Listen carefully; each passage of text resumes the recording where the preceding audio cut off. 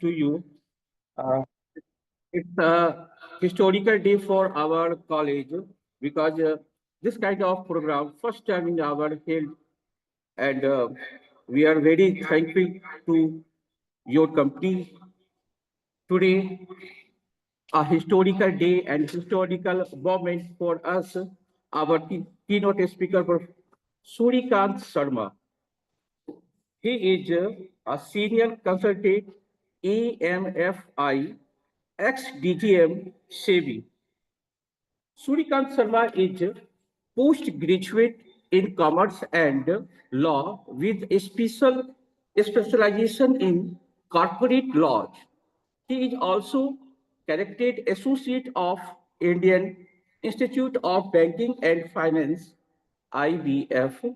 He has over 35-year experience in banking and finance and securities market and had instantly served in a leading financial institution, thereafter in Department of Financial Service, Ministry of Finance, Government of India, and finally in SEBI.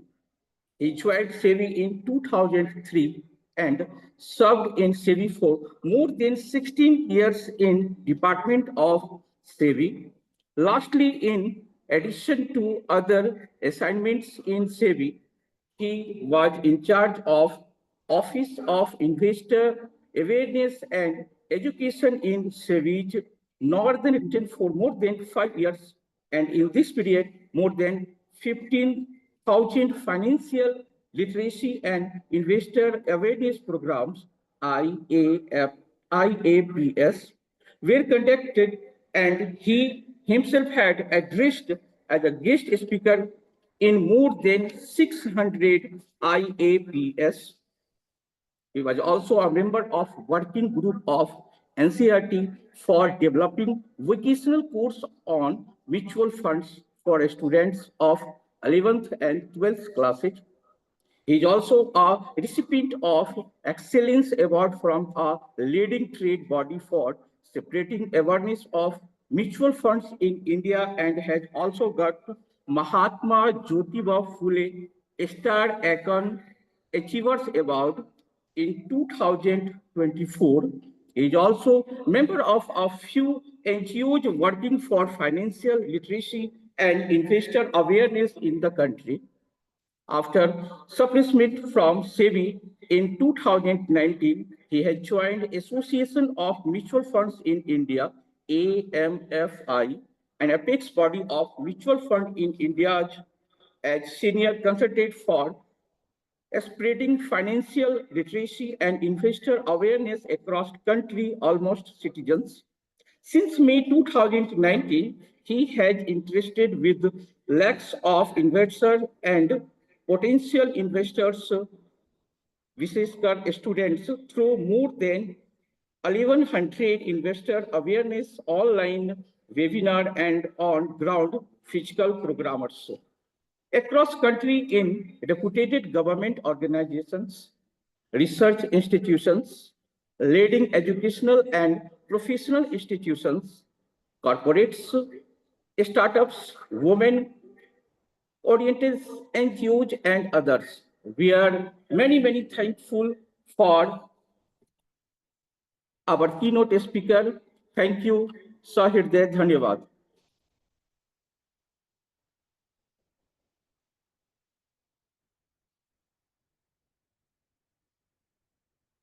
नमस्कार संजीव जी।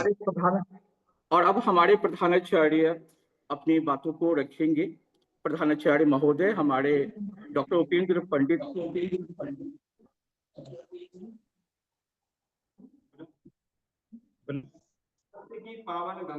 की पावन गंगा ग्रहण कराने वाले NAP 2020 से जुड़े हुए सभी विद्यार्थी जन एवं सभी शिक्षार्थियों का सादर अभिनंदन करता हूँ, स्वागत करता हूँ।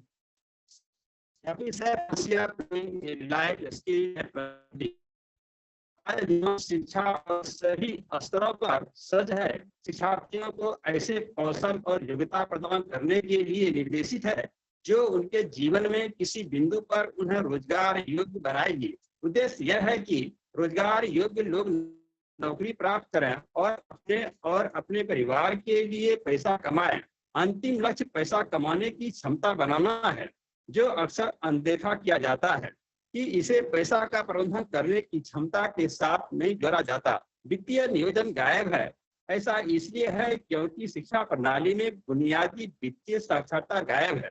आदर्श रूप से सभी शिक्षार्थियों को, चाहे वे जो भी पढ़ रहे हों, वित्तीय साक्षरता प्रदान की जानी चाहिए ताकि वे अपने पैसे को प्रभावी ढंग से प्रबंधित कर सकें।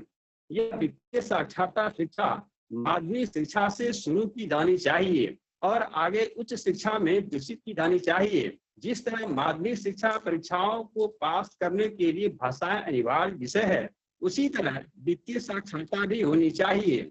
यह जटिल नहीं होना चाहिए, लेकिन इसमें बुनियादी जरूरतों को शामिल किया जाना चाहिए, जैसे बचत के साथ क्या करना है, जरूरत पड़ने पर पैसे कैसे जुटाएं, भविष्य की अनिश्चितता से उत्पन्न होने वाली जोखिमों के माइक सर ऑन किया जाए, प्रबंधन आदि। आवाज नहीं आ रही है। शिक्षा के लिए जिम्मेदार नीति निर्माताओं पर का आकलन करने और प्रासंगिक हस्तक्षेपों का प्रस्ताव करने का दायित्व है। यह संभावित रूप से राष्ट्रीय शिक्षा नीति के साथ बहुत अच्छी तरह से नहीं आ रही है। एनईपी एक शिक्षार्थी के दृष्टिकोण से आवाज बहुत नहीं आ अच्छी रही तरह है। से सोची समझी और लचीली नीति है। इसमें प्रगतिशील जरूरतों के आधार पर निरंतर सीखने पर ध्यान केंद्रित किया गया है। इस नीति में वित्तीय साक्षरता बहुत अच्छी तरह से आने वाली है, क्योंकि यह एक मुक्त सीखने की आवश्यकता है जो जीवन यात्रा के दृष्टिकोण से शिक्षार्थी के लिए उनके कैरियर की आकांक्षाओं के आधार पर उनके द्वारा लक्षित अन्य शिक्षाओं के पूरा करने लाभों को बढ़ाती है। I think there is some यह network निश्चित रूप से issues बहुत from गंभीर विचार Dr. विमर्श Upendra करने की Pandit मांग sir करता side. है ताकि उचित पाठ्यक्रम हस्तक्षेपों की योजना बनाई जा सके और प्रभावी ढंग से कार्यान्वित किया जा सके। निश्चित रूप से शिक्षा पाठ्यक्रम में शामिल वित्तीय साक्षरता के लाभ नागरिकों के वित्तीय स्वास्थ्य पर निश्चित रूप से आने वाले वर्षों में दिखाई देंगे। ठीक वैसे ही जैसे भविष्य में अन्य अच्छे परिणाम दिखाई देंगे, लेकिन इसके बीज अभी से बोने होंगे। अर्थात राष्ट्रीय शिक्षा नीति 2020 के शिक्षा को जीवन कौशल माना गया है। छात्रों को वित्तीय साक्षरता जीवन कौशल सिखाया जाता है। 2020 का मकसद भारतीय शिक्षा प्रणाली को बदलना है। स्कूली शिक्षा की सुधार किया गया है। इस नीति के तहत छात्रों का अकादमिक ज्ञान के साथ साथ जरूरी जीवन को भी सिखाए जाते हैं। इस नीति के तहत शिक्षा के क्षेत्र में सरकारी निवेश को जीडीपी का 6% करने का लक्ष्य रखा गया है। शिक्षा के लिए राष्ट्रीय करिकुलम फ्रेमवर्क तैयार किया गया है। इस नीति के तहत शिक्षा में तकनीकी के इस्तेमाल को बढ़ावा दिया जा रहा है। इस नीति के तहत डिजिटल शिक्षा के लिए वैकल्पिक तरीके विकसित किए गए हैं। इतना कर मैं थैंक यू सर। और अब आपके सामने हमारे की नॉट स्पीकर अपने अमृत वचनों को रखेंगे। सर। हाँ संजीव जी, आप अपने स्टूडेंट को भी फोकस कर दीजिए, कैमरा उनकी तरफ घुमा दीजिएगा हमें। और हमारे बीच में अररिया कॉलेज अररिया के नोडल डॉक्टर कौशल किशोर जी भी उपस्थित हैं। आपका भी स्वागत है। अब मैं आज के की नोट स्पीकर सूर्यकांत शर्मा जी को आमंत्रित करता हूँ, फिर भी अपना उद्बोधन दें। सर्वप्रथम और सबसे ज्यादा धन्यवाद कॉलेज के प्रिंसिपल डॉक्टर उपेंद्र पंडित जी का, कौशल किशोर जी का आज के हमारे इस कार्यक्रम में शिरकत करने के लिए, और संजीव कुमार जी का इस कार्यक्रम को आपके कॉलेज में आयोजित करने के लिए। मैं आप सभी का और जो दूसरे यहाँ गुरुजन बैठे हैं, फैकल्टी मेंबर्स हैं, उन सबका भी मैं दिल से धन्यवाद देता हूँ, स्वागत करता हूँ और आशा करता हूं कि आज का कार्यक्रम आपके लिए, आपके स्टूडेंट्स के लिए उपयोगी होगा, एक थॉट प्रोवोकिंग होगा, आपके शायद कुछ नई बात, नई विचार मैं आपको दे पाऊं। जिससे कि आप अपने भविष्य को अच्छी तरह जी पाए। मैं 2-3 बातें यहाँ कह देना चाहता हूँ संजीव कुमार जी, और मैं आपको अपने साथ रखूंगा, बीच-बीच में आपका नाम लेता रहूंगा, और उसका मकसद ये है कि आपके द्वारा मैं आपके साथियों से जुड़ा रहा हूं और आपके स्टूडेंट से जुड़ा रहा हूं। आज का कार्यक्रम association of mutual funds in India AMFI की तरफ से है, जो कि म्यूचुअल फंड की एक अपेक्स बॉडी है भारत में। लेकिन आज का कार्यक्रम म्यूचुअल फंड का मार्केटिंग इवेंट नहीं है, कोई प्रमोशनल इवेंट नहीं है। ये विशुद्ध रूप से एक वित्तीय साक्षरता और निवेशक जागरूकता अभियान के तहत किया गया कार्यक्रम है, और जिसका उद्देश्य यह है कि लोगों को अपनी पैसे को कैसे अच्छी तरह संभाला जाए, उसके बारे में थोड़ी मौलिक बातें की जाए। यही आज के कार्यक्रम का उद्देश्य है। और मुझे बड़ी खुशी होगी संजीव जी कि आपके और आपके स्टूडेंट्स की तरफ से, और जितने भी यहाँ गुरुजन आए हैं, उन सब की तरफ से ज्यादा मेरे सेशन के बाद प्रश्न आए, और मैं अपने सामर्थ्य और ज्ञान के और अनुभव के अनुसार उन सभी प्रश्नों का उत्तर देने का भी प्रयास करूंगा। एक बात और मैं यहाँ स्पष्ट कर देना चाहता हूं, आज का कार्यक्रम इसलिए नहीं है कि हम पैसा कैसे कमाएं। उसके लिए आपको, मैं स्टूडेंट्स को विशेष तौर पर कह रहा हूं, उसके लिए आपको आपके गुरुजन तैयार कर रहे हैं। आप जो डिग्री ले रहे हैं, आप जो पढ़ाई कर रहे हैं, उसको पूरी करके स्वाभाविक है आप कहीं आगे जॉब में जाएंगे या बिजनेस करेंगे या प्रोफेशन में जाएंगे, तो आप पैसा कमाने लगेंगे। मेरा कार्यक्रम, जब आप पैसा कमाने लगेंगे तब अपने पैसे को कैसे संभालें, उस पर केंद्रित है। How you can better manage your money which you will be earning in future. जो आप भविष्य में पैसा कमाएंगे, उसको कैसे संभालें, जिससे कि आप अच्छी जिंदगी जी सकें, अपने परिवार को अच्छी जिंदगी दे सकें, और जो आपकी पारिवारिक जिम्मेदारियां हैं वो आप पूरी कर सकें। और मैं आज के विषय को बहुत साधारण रूप में रखना चाहूंगा संजीव जी। जैसे हम घर में बैठकर बात कर रहे हैं, मैं उसी लहजे में बात करने की कोशिश करूंगा। मेरा प्रयास आज का कार्यक्रम कोई कौशल किशोर जी, इसको कोई रिसर्च पेपर बनाना नहीं है या कोई एकेडमिक डिस्कशन नहीं है। आज का इसको बिल्कुल साधारण स्तर पर रखकर मैं आज की बात को करना चाहता हूं, और उसका एक ही मकसद है कि मैं आप तक पहुंच सकूं, सब तक, और जो बात कहना चाहता हूं वो आप सब तक पहुंचे।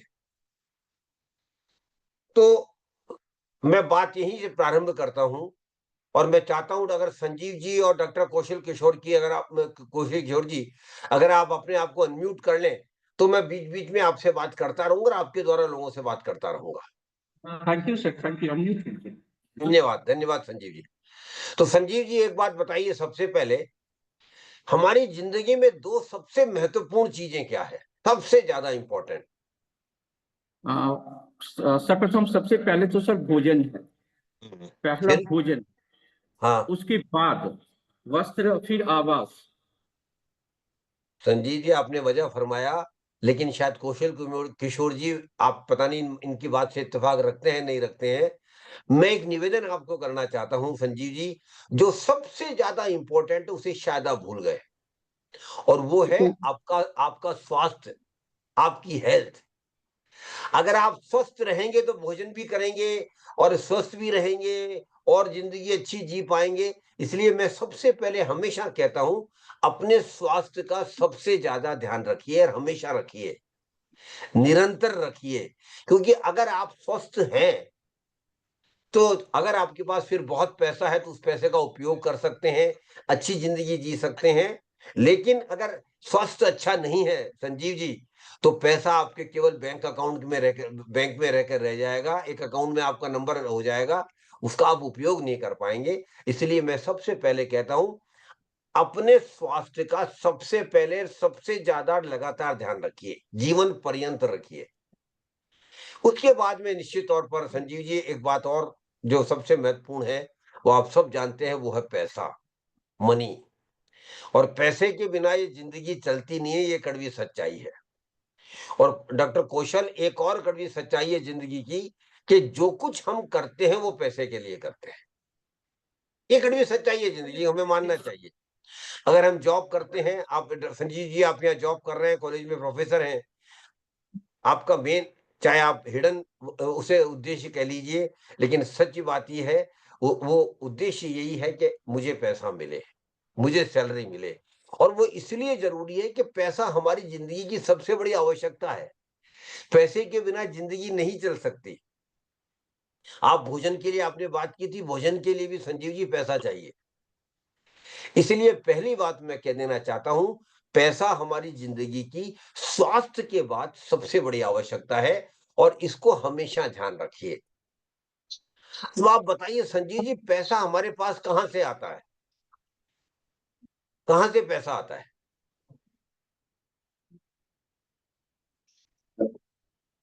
उत्पादन कार्य से, अर्थशास्त्र की भाषा में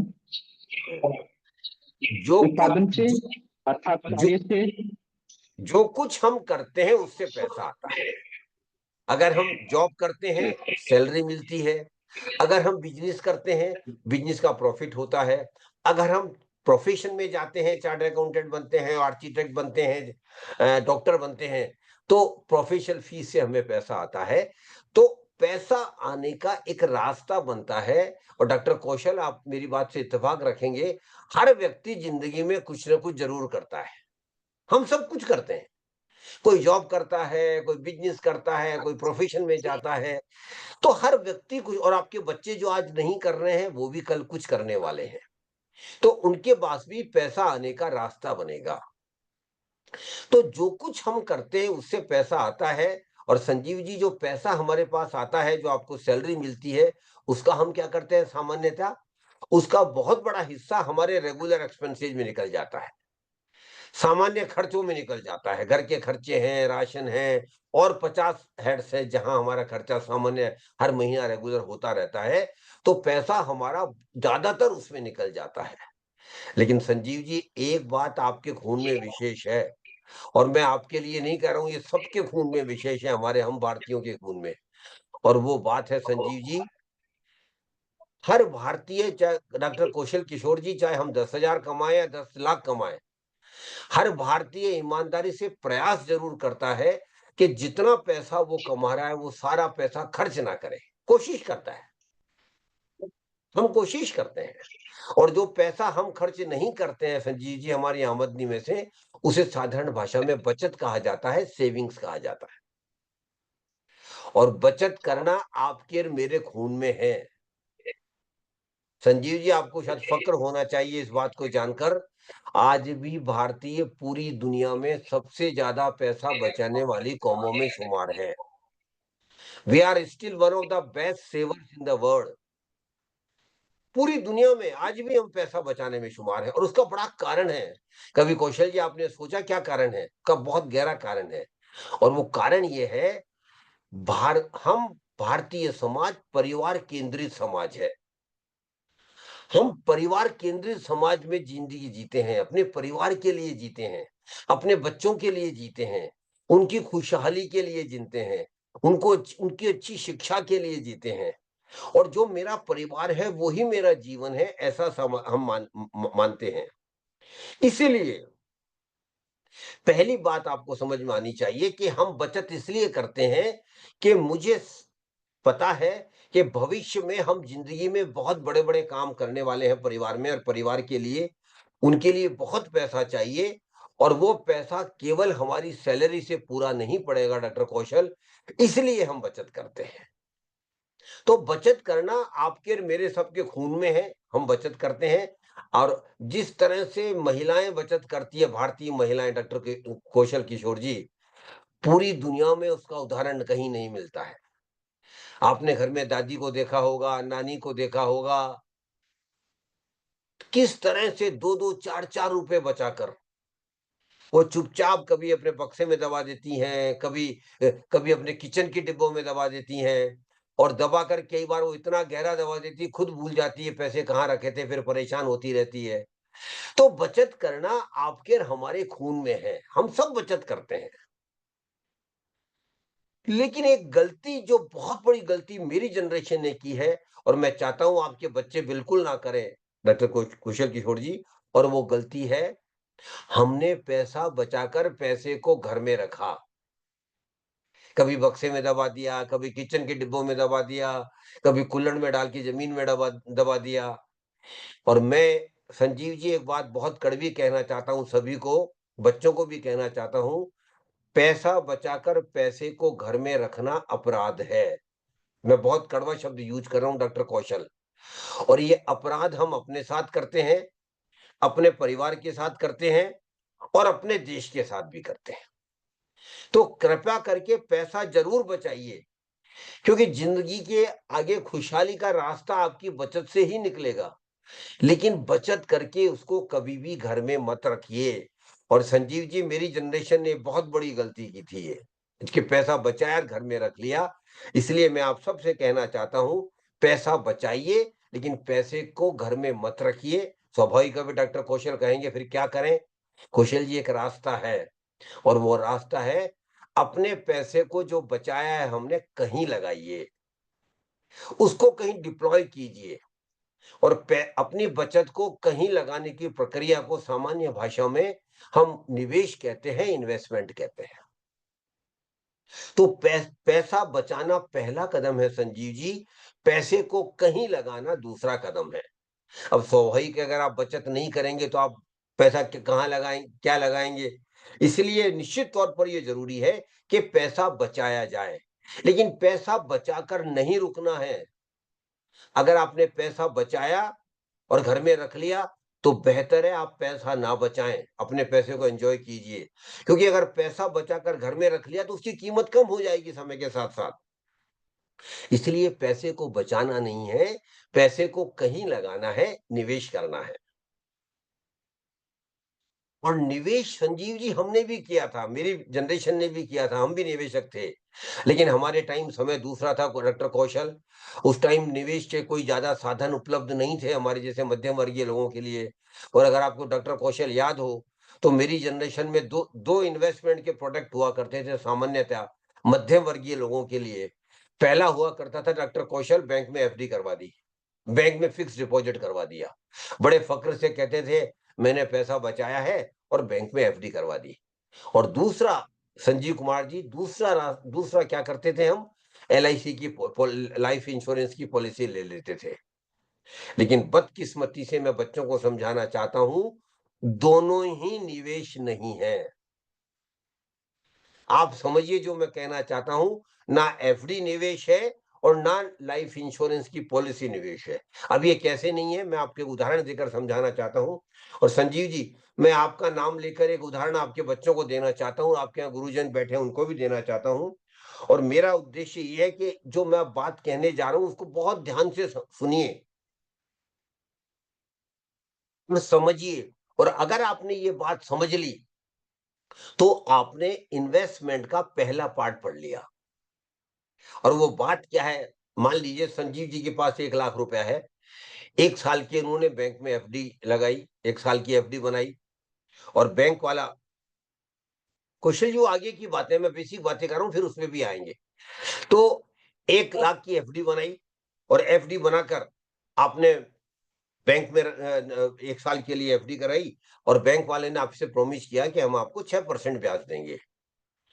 1 साल बाद जब मैं संजीव जी से मिलता हूं, पूछता हूं संजीव जी आपकी एफडी का क्या बना, तो संजीव जी आपका जवाब क्या होगा, बैंक ने मुझे 6,000 रुपए का ब्याज दिया है और 1 लाख मेरा वापस कर दिया है। क्यों संजीव जी, यही जवाब होगा ना आपका, कि बैंक ने मुझे 1 लाख वापस किया है और 6,000 का ब्याज दिया है, और संजीव जी बड़े खुश हैं, दोस्तों को पार्टी कर रहे हैं, घर में सेलिब्रेशन हो रहा है। क्यों? मुझे 6,000 रुपए का ब्याज मिला है। लेकिन संजीव जी आप गलत हैं, और ये बच्चों को समझाना चाहता हूं, जो मैं बात कहना चाहता हूं, फिर कहता हूं उसको ध्यान से सुनिए। संजीव जी क्यों गलत है? संजीव जी बिल्कुल सही है, उनको 6,000 रुपए मिले, बैंक में 6,000 रुपए का आपका अकाउंट में आपका क्रेडिट भी हुआ। लेकिन संजीव जी एक बात और रोज रोज होती गई, एक बात और रोज रोज होती गई संजीव जी, और वो बात क्या थी? वो बात थी महंगाई रोज रोज बढ़ती गई। और महंगाई क्या है? अगर डॉक्टर कौशल, अगर महंगाई की परिभाषा करें हम, तो महंगाई कुछ भी नहीं है, वस्तुओं की, चीजों की, सेवाओं की समय के साथ बढ़ जाना ही महंगाई है। Inflation is nothing but increase in the prices of goods, item और services over a period of time. और महंगाई हमेशा बढ़ती रही है, पहले भी बढ़ती रही है, आज भी बढ़ रही है और आगे भी बढ़ती रहेगी।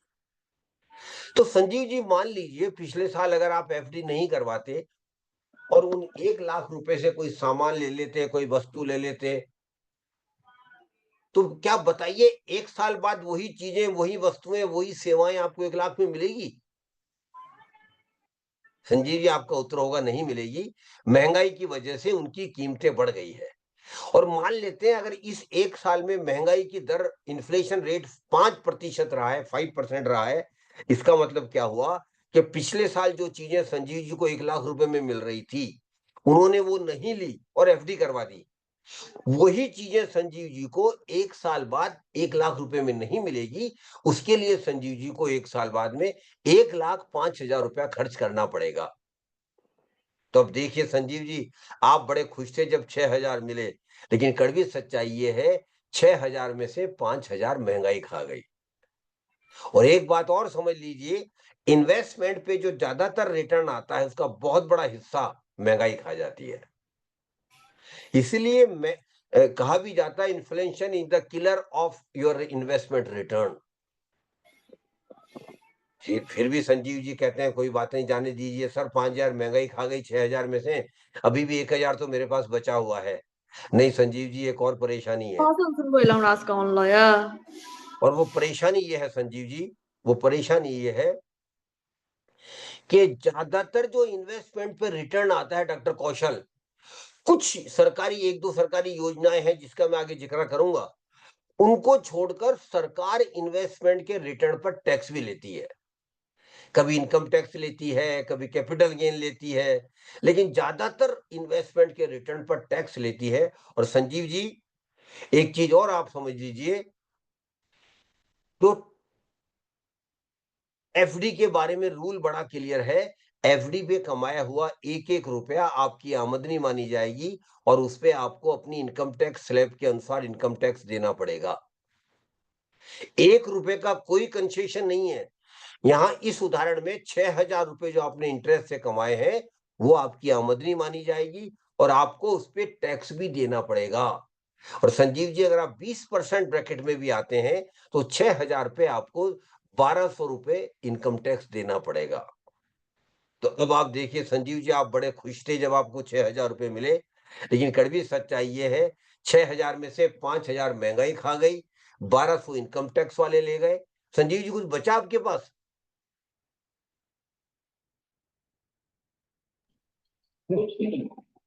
कुछ नहीं बचा सर, 200 रुपए जेब से और चले गए, 200 रुपए जेब से और चले गए सर।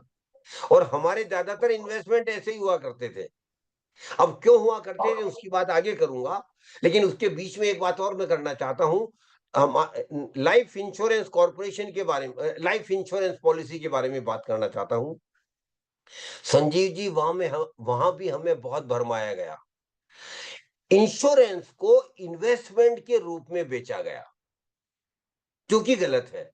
इंश्योरेंस बहुत जरूरी है डॉक्टर कौशल, मैं हमेशा कहता हूं आपका लाइफ इंश्योरेंस कवर बहुत जरूरी है, लेकिन वो इन्वेस्टमेंट नहीं है।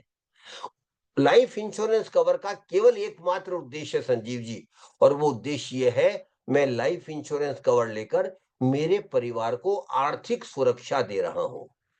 आई am developing financial security, economic security to my family, कि अगर मेरे साथ कुछ अनहोनी हो जाती है, मेरी मृत्यु हो जाती है, तो मेरे परिवार को पैसे की परेशानी ना हो, उसको इतना पैसा मिले कि उन पैसों को वो कहीं लगाकर, कहीं इन्वेस्ट करके उससे जो रिटर्न आए उससे अपना घर खर्च चला सके, बच्चों की शिक्षा जो और जो चीजें हैं वो होती रहे। लाइफ इंश्योरेंस का मकसद केवल इतना है। और इसलिए मैं आपसे कहना चाहता हूं संजीव जी, हमारे टाइम जो लाइफ इंश्योरेंस कवर था वो गलत था। आज एक नया लाइफ इंश्योरेंस कवर मार्केट में उपलब्ध है जो मेरे टाइम उपलब्ध नहीं था कौशल साहब, और मैं चाहता हूं ज्यादातर बच्चे उसके बारे में जरूर समझें। और उसका नाम है term insurance, TERM, term insurance. Term insurance सही मायने में लाइफ इंश्योरेंस कवर है, जो बहुत कम पैसे में आपको बहुत बड़ा लाइफ इंश्योरेंस कवर देता है।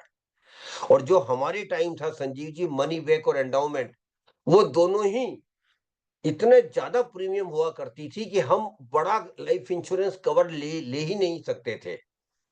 जबकि लाइफ इंश्योरेंस कवर कितना होना चाहिए, तो एक थंब रूल मैं आपको बता देता हूं, आपको, आप कौशल जी को भी बता देता हूं। Your life insurance cover should be not less than 10 times of your annual income. जो आपकी सालाना आमदनी है संजीव जी, उसका कम से कम 10 गुना आपका लाइफ इंश्योरेंस कवर होना चाहिए। तो अगर आपकी सालाना आमदनी मान लीजिए 20 लाख रुपया है, तो आपका life insurance cover Sanjeev ji कम से कम 2 करोड़ रुपया होना चाहिए, जो मनी बैक और एंडाउमेंट में हम ले ही नहीं सकते, कभी सोच भी नहीं सकते, क्योंकि 2 करोड़ की प्रीमियम करीब करीब 80-90 हजार 1 लाख रुपया महीना आएगी, जो हम दे नहीं सकते। इसलिए टर्म इंश्योरेंस एक नया इंश्योरेंस कवर आया है, जो हमारे टाइम नहीं था।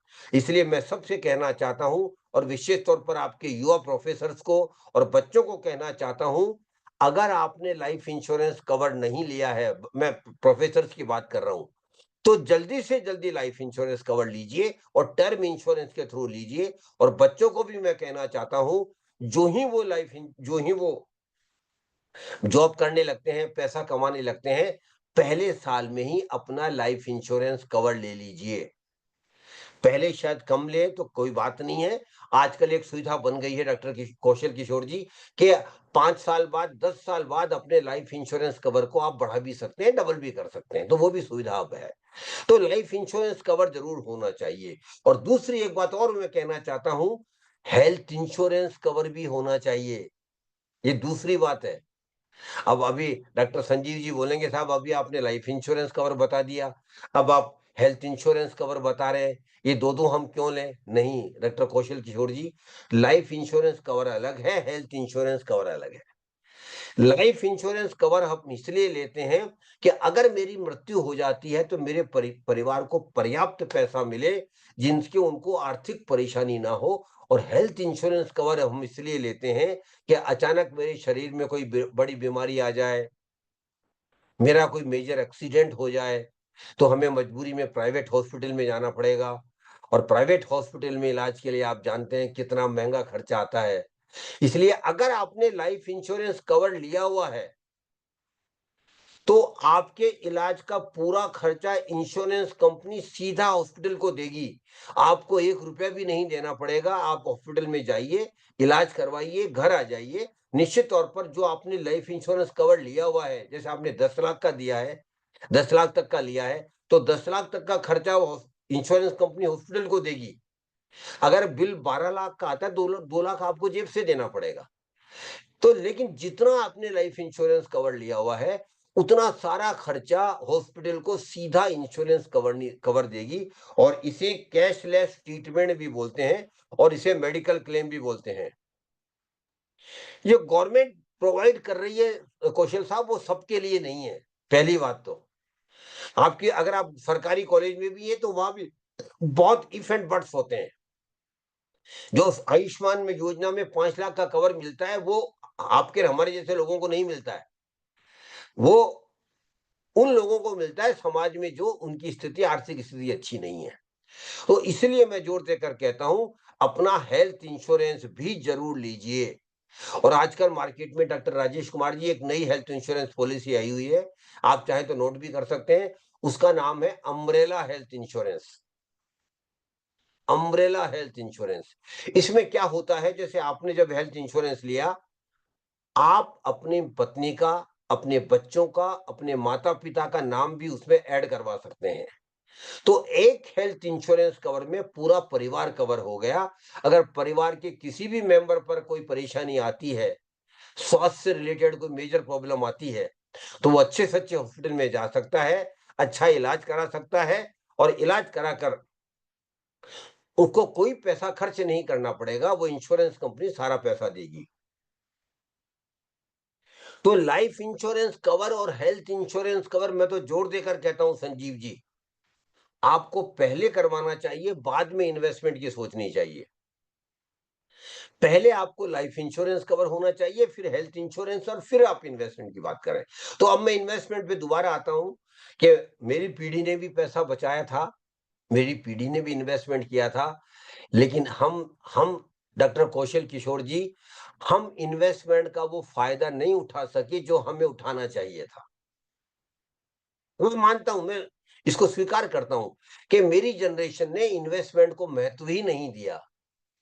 और इन्वेस्टमेंट को महत्व नहीं देने का एक बहुत गहरा कारण हमारे दिमाग में बैठा हुआ था कौशल जी, और वो कारण था, हमें इन्वेस्टमेंट तो करना है, पैसे से पैसा तो कमाना है, किसे बुरा लगता है पैसे से पैसा कमाना, लेकिन हमें इन्वेस्टमेंट में रिस्क नहीं लेनी है, हमें इन्वेस्टमेंट पे जोखिम नहीं लेना है।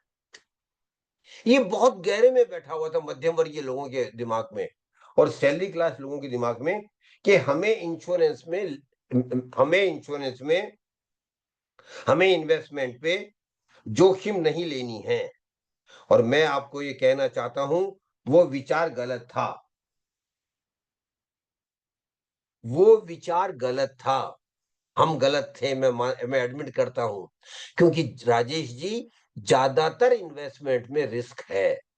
कुछ सरकारी योजनाओं को छोड़ दीजिए जिनका जिक्र मैं अभी करूंगा, बाकी ज्यादातर इन्वेस्टमेंट में रिस्क है, कहीं कम रिस्क है, कहीं ज्यादा रिस्क है, वो अलग बात है, लेकिन ज्यादातर इन्वेस्टमेंट में रिस्क है। इसलिए मैं आपके युवा लोगों को, युवा प्रोफेसर्स को कहना चाहता हूं, आपके स्टूडेंट्स को कहना चाहता हूं, इन्वेस्टमेंट में रिस्क है, इस बात को स्वीकार कीजिए।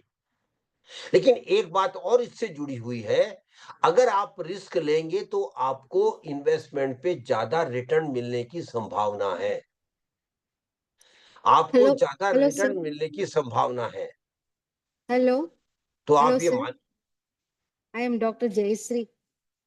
या मैम, आप बता रहे कि इन्वेस्टमेंट में रिस्क है, बोले रिस्क या जरूरी रह गई, but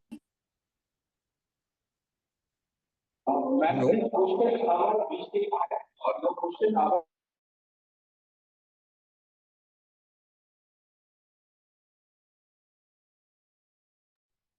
just wait to the end of my session.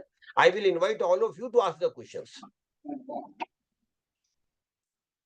तो इन्वेस्टमेंट में रिस्क है, पहली बात ये समझ लीजिए, सरकारी योजनाओं को छोड़कर ज्यादातर इन्वेस्टमेंट में रिस्क है, लेकिन रिस्क है तो रिवार्ड की संभावना भी है।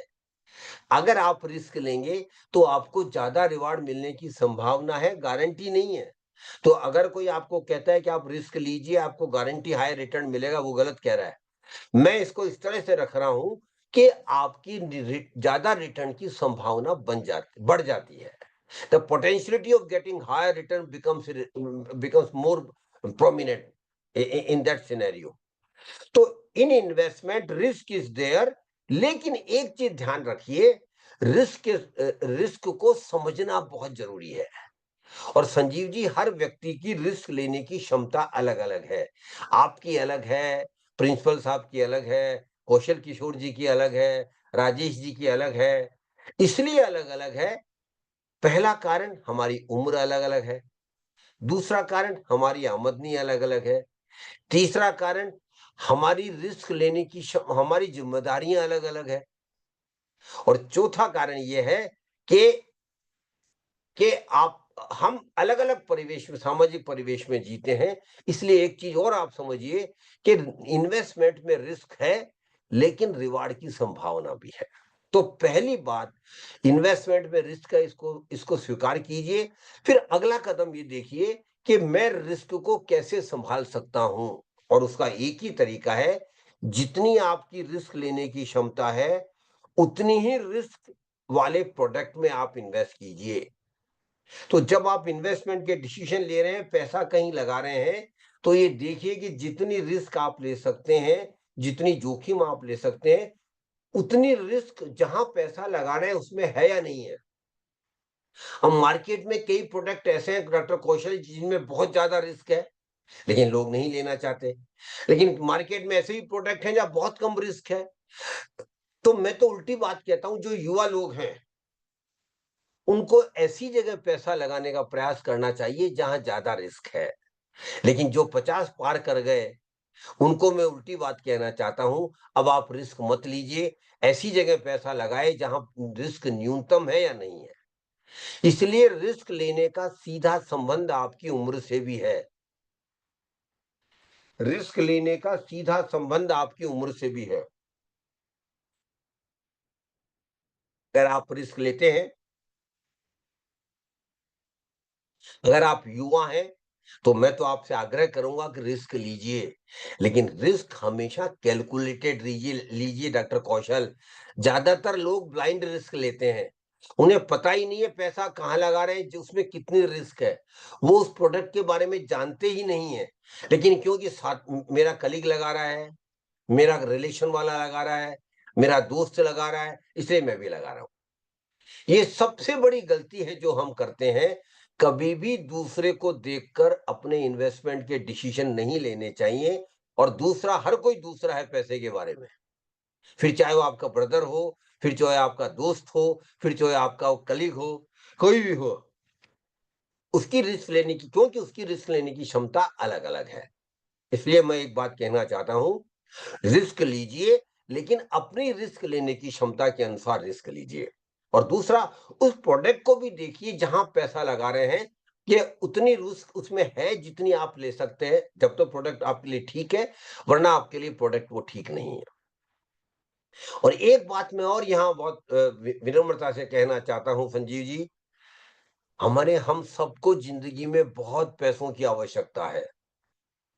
अच्छा जिंदगी जीने के लिए, परिवार को अच्छी जिंदगी देने के लिए, अपने बच्चों को अच्छी और उच्च स्तरीय प्रोफेशनल शिक्षा देने के लिए, और अपनी रिटायरमेंट की जिंदगी जीने के लिए हमें बहुत पैसा चाहिए। इसलिए आप एक बात और समझ लीजिए कि जब जब हमें पैसा चाहिए, वो कैसे इंश्योर कर सकते हैं कि हमें कब कब पैसा चाहिए, तब तक मेरे हाथ में पैसा हो, उसका एक रास्ता बनता है।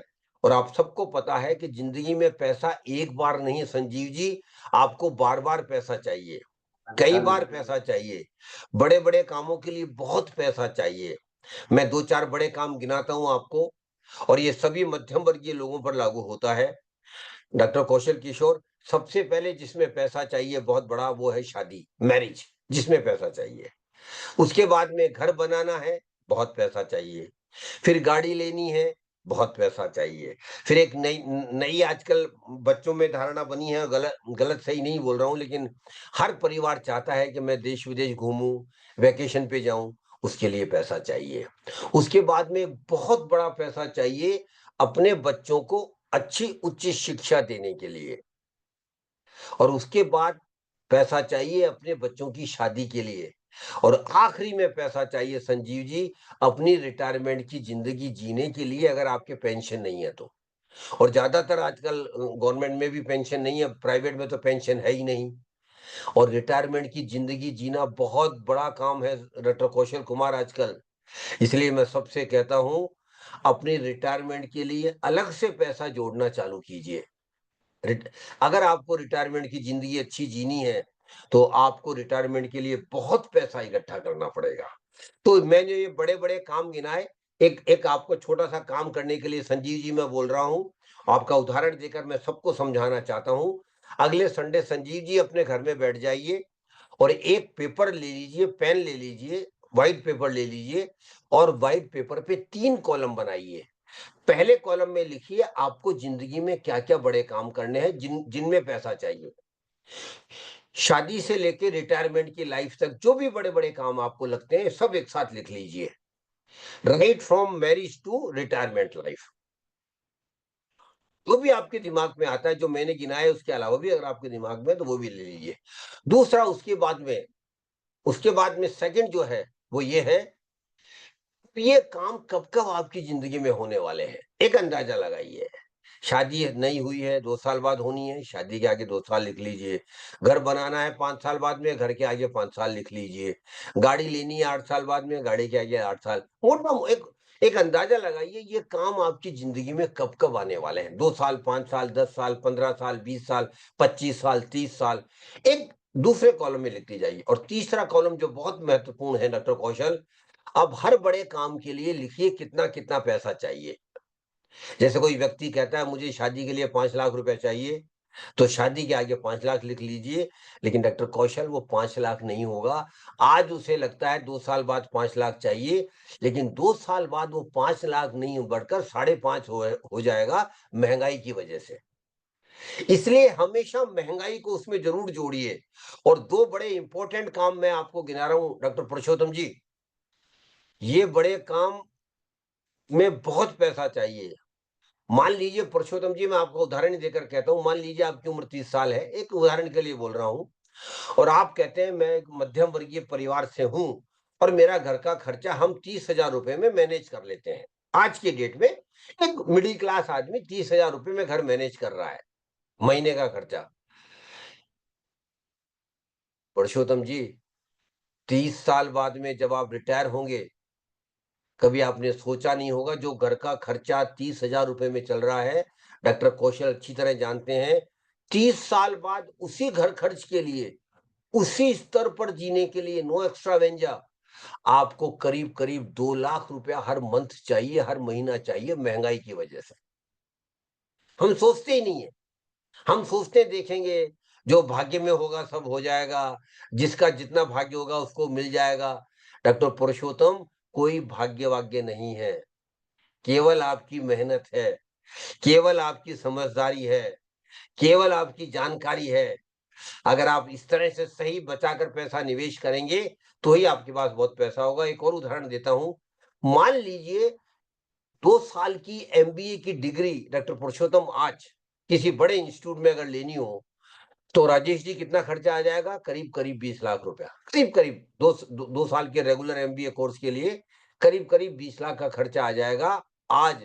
लेकिन राजेश जी, अगर आपकी उम्र आज 30 साल करीब है और आपके बच्चे बहुत छोटे हैं, तो जब आपके बच्चे 20-22 साल बाद एमबीए करने जाएंगे, कभी आपने सोचा नहीं होगा जो एमबीए की डिग्री आज 20 लाख रुपए में मिल रही है, 25 साल बाद वही एमबीए की डिग्री कम से कम 2 करोड़ रुपए में मिलेगी, बिकॉज ऑफ इन्फ्लेशन। और अगर आपके 2 बच्चे भी हैं तो 4 करोड़ रुपए केवल बच्चों की पढ़ाई के लिए चाहिए। और वो है राजेश जी, जब बच्चों को आप देश में पढ़ाना चाहते हैं। अगर आप बच्चों को विदेश में पढ़ाई के लिए भेजना चाहेंगे तो हो सकता है 4 करोड़ बढ़कर 5 करोड़ और 6 करोड़ भी होगा। इसलिए हमेशा ध्यान रखिए कि जो जो आज चीजें आपको किसी एक पर्टिकुलर प्राइस पर उपलब्ध है डॉक्टर कौशल, 10 साल बाद 20 साल बाद उस प्राइस में उपलब्ध नहीं होगी, बहुत पैसा, बहुत उसकी प्राइस बढ़ जाएगी बिकॉज ऑफ इन्फ्लेशन। इन दोनों बातों को ध्यान रखिए। तो 4-5 करोड़ रुपया आपको केवल बच्चों की पढ़ाई के लिए चाहिए। फिर मैं रिटायरमेंट की बात कर रहा था, मान लीजिए जैसे मैंने उदाहरण दिया, राजेश जी 30 साल की उम्र है और 30 साल की उम्र में इनका घर का खर्चा 30,000 रुपए में चल रहा है, सामान्य बात कर रहा हूं। 30 साल बाद इसी घर खर्च के लिए राजेश जी आपको 2 करोड़ रुपए हर महीना चाहिए। और एक परेशानी और हो जाएगी, आप 60 साल के बाद रिटायर हो जाएंगे, तो रिटायरमेंट के बाद पैसा कहां से आएगा? जो सैलरी आती थी वो आना बंद हो जाएगी। लेकिन 2 लाख रुपया हर मंथ चाहिए और करीब करीब 25 लाख रुपया रिटायरमेंट के पहले साल में जीने के लिए चाहिए। और डॉक्टर कौशल, जब राजेश जी 70 साल के हो जाएंगे, ये 2 लाख बढ़कर 2.5 लाख हो जाएगा महंगाई की वजह से, 2.5 लाख पर मंथ। और जब डॉक्टर राजेश 80 साल के हो जाएंगे, ये 2.5 लाख बढ़कर 3 लाख रुपया महीना हो जाएगा। कहां से पैसा आएगा? कहां से 25 लाख रुपए हर मंथ आएगा 60 साल की उम्र में जीने के लिए? उसका एक ही रास्ता है, मैं आप सबको बताना चाहता हूं, अपने रिटायरमेंट के लिए अलग से पैसा जोड़ना चाहिए, जोड़ना चालू कीजिए। और कितना पैसा जोड़ना राजेश जी? एक थंब रूल मैं आपको बता रहा हूं, आपके रिटायरमेंट के लिए कितना पैसा होना चाहिए। Your retirement corpus should be not less than 20 time of your annual expenses in the first year of retirement. पहले साल के रिटायरमेंट में जितना पैसा चाहिए, अभी हमने 25 लाख रुपए कैलकुलेट किया है डॉक्टर कौशल, उसका 20 गुना केवल आपको रिटायरमेंट के लिए इकट्ठा करना पड़ेगा। 25 लाख का 20 गुना कितना हो गया डॉक्टर कौशल? 5 करोड़। 5 करोड़ केवल रिटायरमेंट के लिए इकट्ठा करना पड़ेगा, क्योंकि सामान्यतः डॉक्टर राजेश क्या होता है, जब हम रिटायर हो जाते हैं, जो पैसा हमने इकट्ठा करते हैं या जो सुपरएनुमरेशन बेनिफिट्स हम मिलते हैं हमें, उनको मिलाकर हम एक जगह कहीं उनको अच्छी जगह इन्वेस्ट कर देते हैं जहाँ रिस्क नहीं होता, और उनसे जो रिटर्न आता है, उनसे जो इंटरेस्ट आता है, उस पे हम अपनी जिंदगी जीते हैं। तो 5 करोड़ पे 6% रिटर्न अगर आया, वो करीब करीब 30 लाख रुपया होता है। इसलिए डॉक्टर कौशल, आपको रिटायरमेंट के लिए 5 करोड़ चाहिए, बच्चों की पढ़ाई के लिए 4-5 करोड़ चाहिए, फिर घर बनाना है, गाड़ी लेनी है। एक मध्यम वर्गीय आदमी को, जिसकी उम्र करीब करीब 10 साल है, वो करीब करीब 30 साल है राजेश जी, उसको अपनी जिंदगी में बड़े बड़े काम करने के लिए ही 10-12 करोड़ रुपए चाहिए। अगर आपकी अच्छी जिंदगी जीनी है तो कंडीशन यही है, वरना फिर हमारी जैसी जनरेशन है जहां जिंदगी भर हम आर्थिक परेशानी, आर्थिक दिक्कतों से हम रूबरू होते रहे, वो ही अगर आपको जीना है तो आपकी चॉइस है। तो 10-12 करोड़ रुपए कहां से आएंगे? अभी डॉक्टर कौशल मुझे प्रोग्राम से पहले कह रहे थे, सर अपना तो रास्ता निकल गया है, अमिताभ बच्चन का केबीसी चल रहा है, वहां जाना है और 7 करोड़ रुपए जीत के आने हैं। एक आपकी बात बन सकती है डॉक्टर कौशल, आपको हो सकता है आप जाए 7 करोड़ जीत के आ जाएं, लेकिन बाकी सबका क्या होगा? लाखों लोगों का, हर कोई तो जा नहीं सकता केबीसी में, हर कोई तो 7 करोड़ जीत नहीं सकता, लेकिन फिर भी सबको 10-12 करोड़ रुपए चाहिए। कहां से आएंगे? उसका एक ही रास्ता है, बचत शुरू से कीजिए, बचत लगातार कीजिए, अपनी आमदनी बढ़ने के साथ साथ बचत को बढ़ाते रहिए, और बचत को घर में मत रखिए, उनको इन्वेस्ट कीजिए।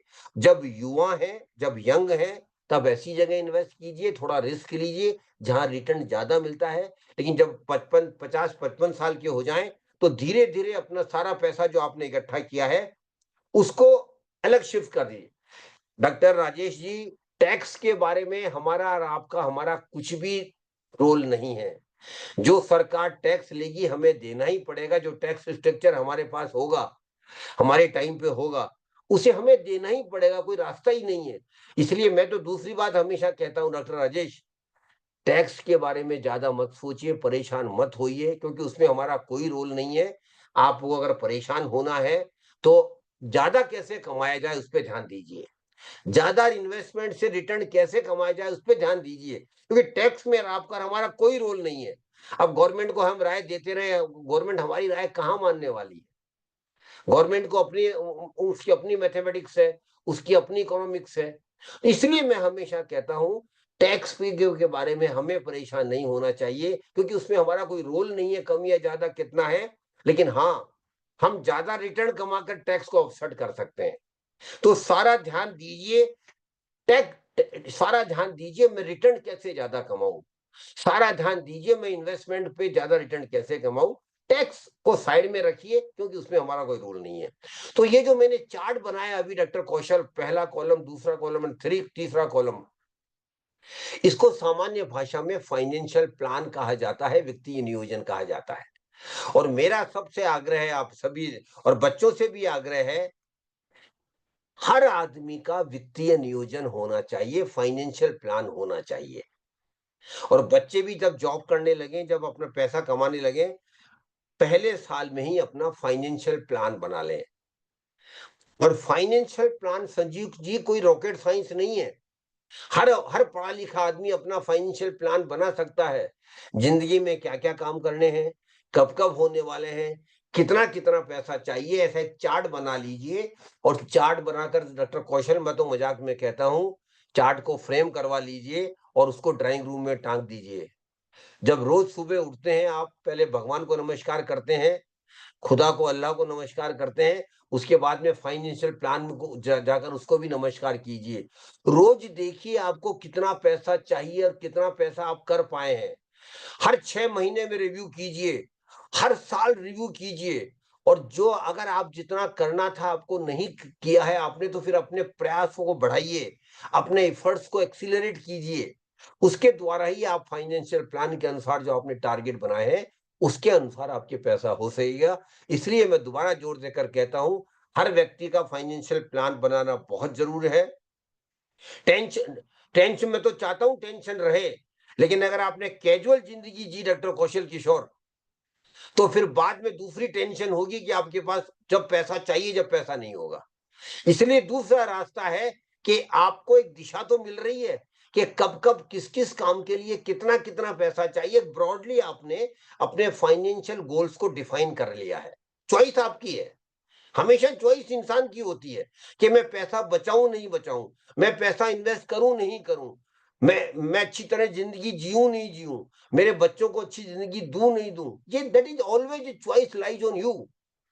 आप हमेशा चॉइस आपकी है। तो मेरा अपना मानना है कि फाइनेंशियल प्लान जरूर बनाना चाहिए, और बनाने से कुछ नहीं होगा, उसके अनुसार कार्रवाई भी करनी है, उसके अनुसार बचत भी करनी है, उसके अनुसार निवेश भी करना है। ये हमेशा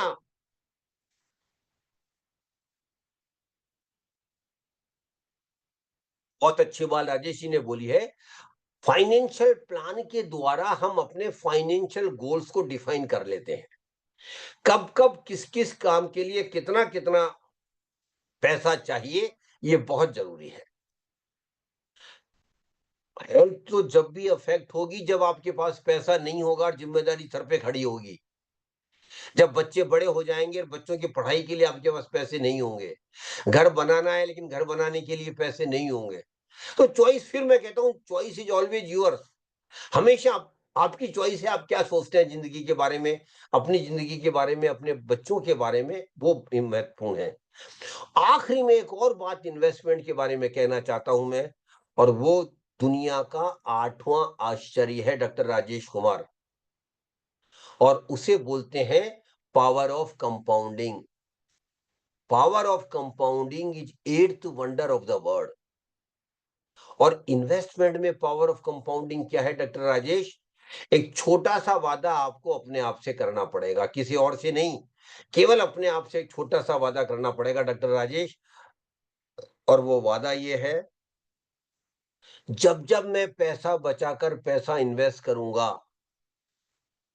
और इन्वेस्टमेंट से जो मुझे रिटर्न आएगा, स्वाभाविक है आज नहीं आएगा, कल आएगा, कल नहीं, 1 साल बाद आएगा, 2 साल बाद आएगा, 5 साल बाद आएगा, रिटर्न आएगा ही आएगा। अगर आपने सही जगह इन्वेस्ट किया है तो, अगर गलत जगह किया तो बात अलग है, तो भाई रिटर्न आएगा ही आएगा।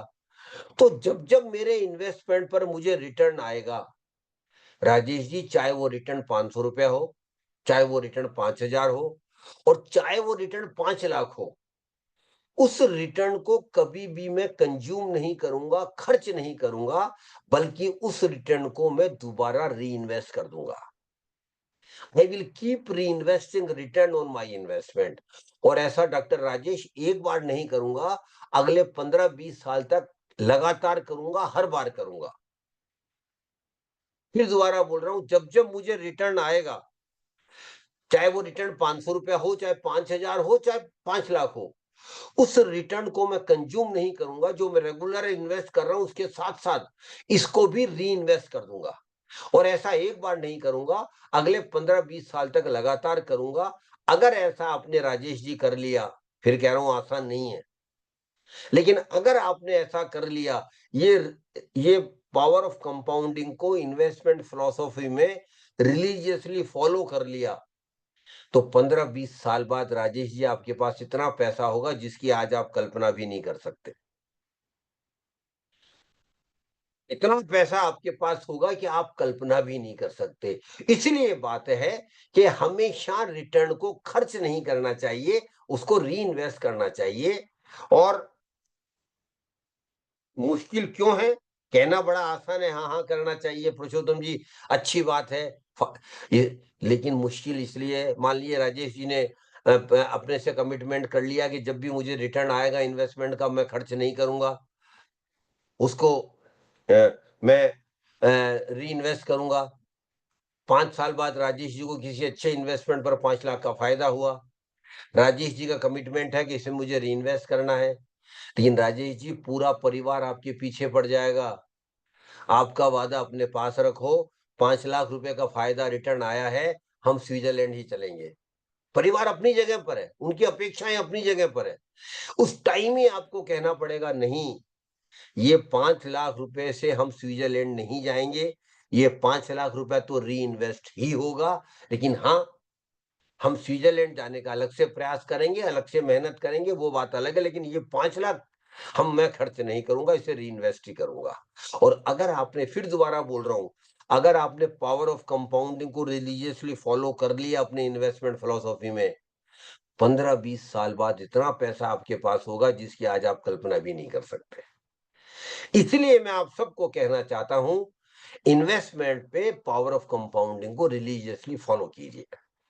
अब ये छोटी छोटी बातें मैंने बताई, डॉक्टर कौशल किशोर कह भी सकते हैं साहब आपने हमारा 1 घंटा बर्बाद कर दिया छोटी छोटी बातें बताकर, लेकिन डॉक्टर कौशल जी, मेरा मानना यह है कि जब तक हमें इन्वेस्टमेंट की बेसिक्स फंडा क्लियर नहीं है, तब तक हम सक्सेसफुल इन्वेस्टर नहीं बन सकते। इसलिए मैंने आपसे इतना टाइम लिया। अब आखिरी में 15 मिनट हम बताएंगे पैसा कहां कहां लगाया जा सकता है। What are the investment products available in the market, कौन कौन से इन्वेस्टमेंट के प्रोडक्ट हमारे लिए उपलब्ध है।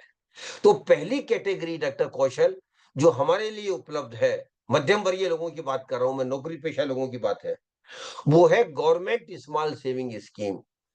भारत सरकार ने कुछ बचत योजनाएं हमारे लिए चालू कर रखी है जो मध्यम वर्गीय नौकरी पेशा लोगों के लिए उपलब्ध है। तो पहली योजना, मुझे पता नहीं डॉक्टर कौशल किशोर आपने उसमें अकाउंट खोला है नहीं खोला है, राजेश जी ने खोला है नहीं खोला है, संजीव जी ने खोला है नहीं खोला है, और परशोत्तम जी ने भी खोला है नहीं खोला है। अगर नहीं खोला है तो आपने गलती की है। लेकिन जो युवा है 30-35 साल की जिनकी उम्र है, उनके लिए अभी भी चांस है कि कब ये इस में अकाउंट जल्दी से जल्दी खोल लीजिए। और संजीव जी, उस स्कीम का नाम है public provident fund account, PPF. Sanjay ji, doctor Sanjay जरा इसको लिखते भी जाइए अगर आप यहां हैं तो। Public provident fund account, PPF, ये भारत सरकार की योजना है, 15 साल की योजना है। इसका खाता बैंक में खोला जा सकता है, इसका खाता पोस्ट ऑफिस में खोला जा सकता है, और अगर आप नेट बैंकिंग करते हैं पुरुषोत्तम जी, तो आप ऑनलाइन भी ये खाता खोल सकते हैं। इसमें हर साल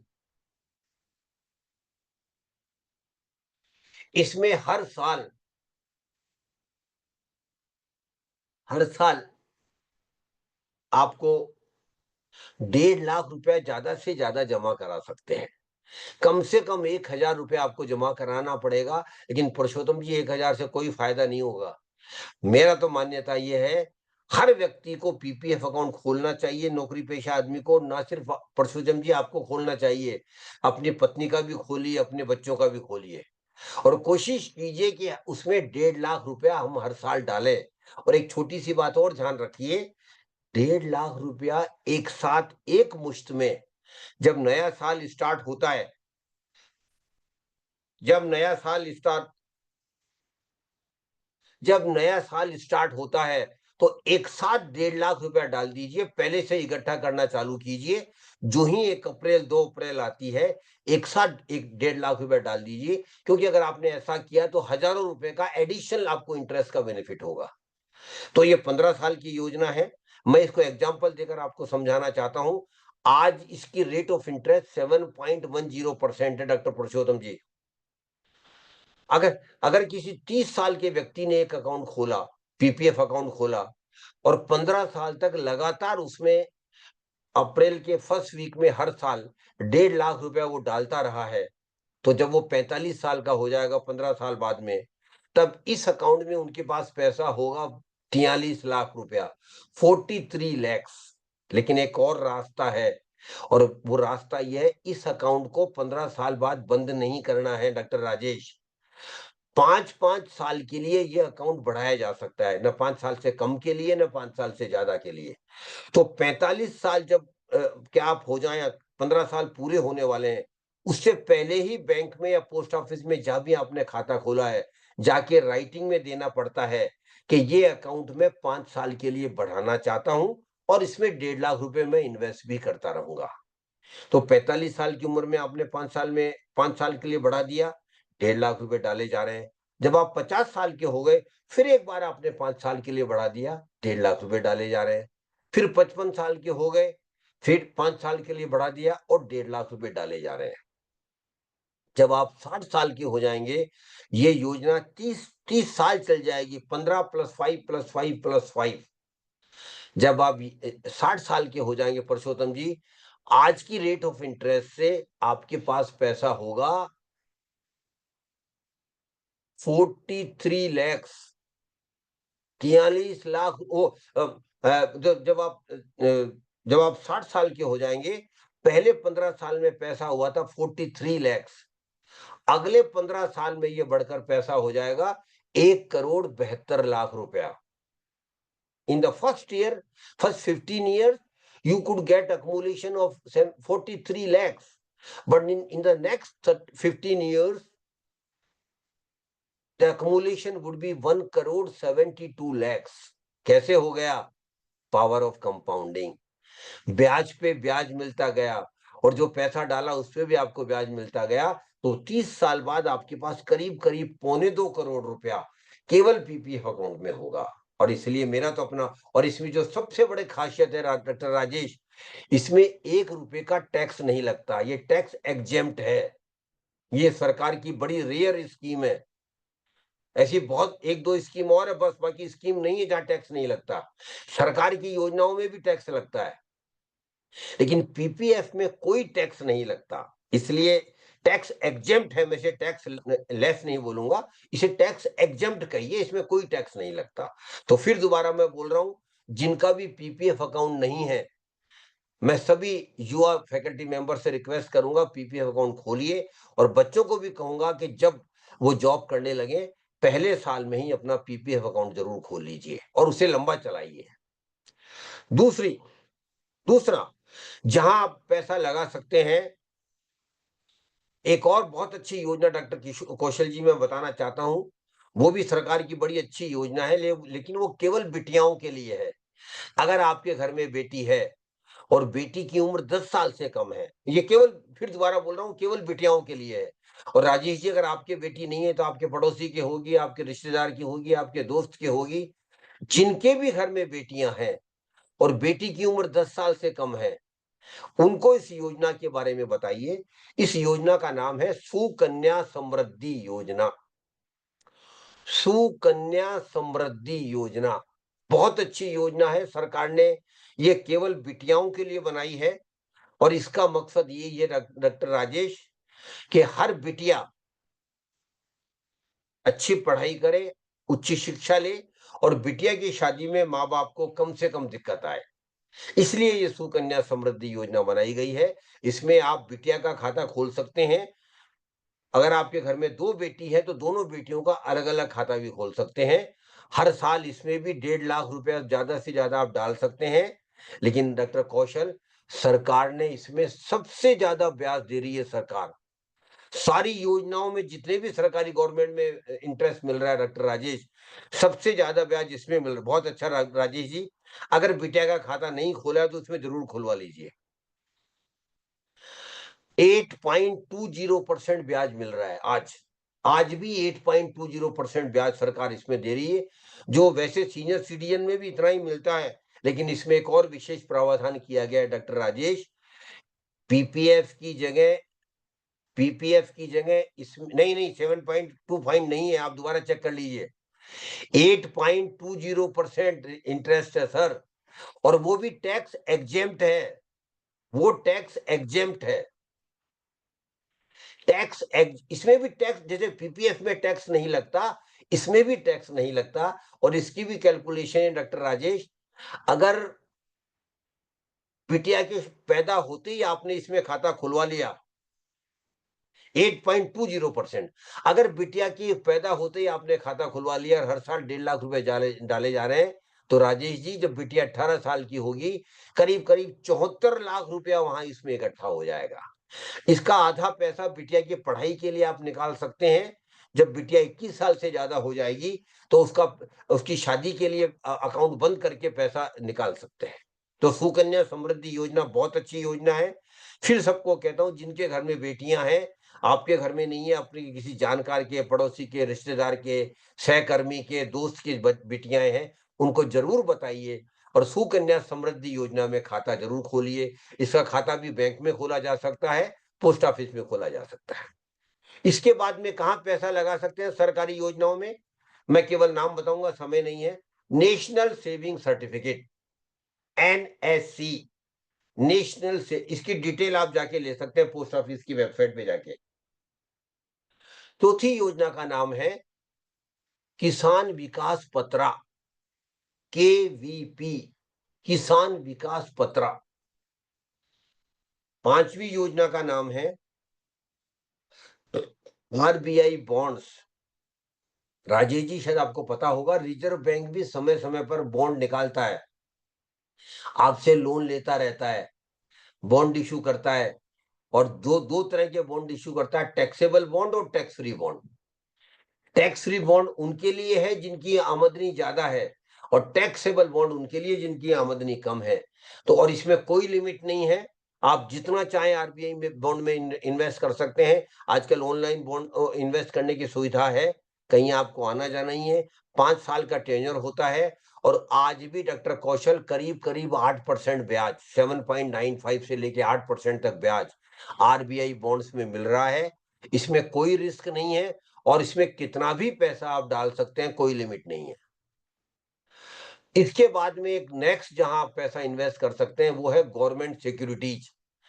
भारत सरकार भी डॉक्टर राजेश आपसे लोन लेती है अपनी सिक्योरिटीज को बेचकर। हमारे लिए पहले बड़ा मुश्किल था मिडिल क्लास के लिए गवर्नमेंट सिक्योरिटीज में पैसा इन्वेस्ट करना, लेकिन 2-3 साल पहले RBI ने एक नई वेबसाइट बनाई है। उस वेबसाइट का नाम है, आप सब नोट कर लीजिए, RBI retail direct. RBI retail direct, ये वेबसाइट RBI ने बनाई है। यहां जाइए, एक बार साइन इन करने के लिए जो आपके इंफॉर्मेशन वो मांगते हैं वो दीजिए, आपका नाम, पता, आधार कार्ड, बैंक डिटेल सारी दीजिए। एक बार आप साइन इन हो गए, रजिस्टर्ड हो गए, उसके बाद में जब जब आप चाहें इसमें पैसा डाल सकते हैं। इसमें भी करीब करीब 8% ब्याज आज मिल रहा है। उसके बाद में भारत सरकार के बड़े बड़े संस्थान हैं डॉक्टर राजेश, ONGC है, NTPC है, नेशनल हाईवे अथॉरिटीज हैं, और बड़े बड़े रेलवेज हैं, बड़े बड़े संस्थान हैं जो आपसे पैसे मांगते रहते हैं, लोन लेते रहते हैं। वहां भी अगर आप इन्वेस्ट करेंगे तो 8.8 से लेके 8.10% तक आज भी ब्याज मिल रहा है। फिर बैंक और पोस्ट ऑफिस की अपनी बचत योजनाएं हैं, वो उसकी भी आप जानकारी ले सकते हैं। ये सारी सरकारी योजनाएं हैं, अभी जो मैंने गिनाई ये सारी सरकारी योजनाएं हैं। इनमें एक फायदा है, एक नुकसान है। और फायदा इसमें ये है, इसमें कोई रिस्क नहीं है, कोई जोखिम नहीं है। जो सरकार आपसे जो वादा करती है उतना आपको ब्याज भी देगी, रिटर्न भी देगी, और जब इसकी मैच्योर हो जाएगी तब आपका जितना पैसा बनता है सरकार उसको भी वापस करेगी। इसीलिए सरकारी, और नुकसान इसमें यह है डॉक्टर कौशल किशोर, इसमें रिटर्न मोस्ट रीजनेबल है।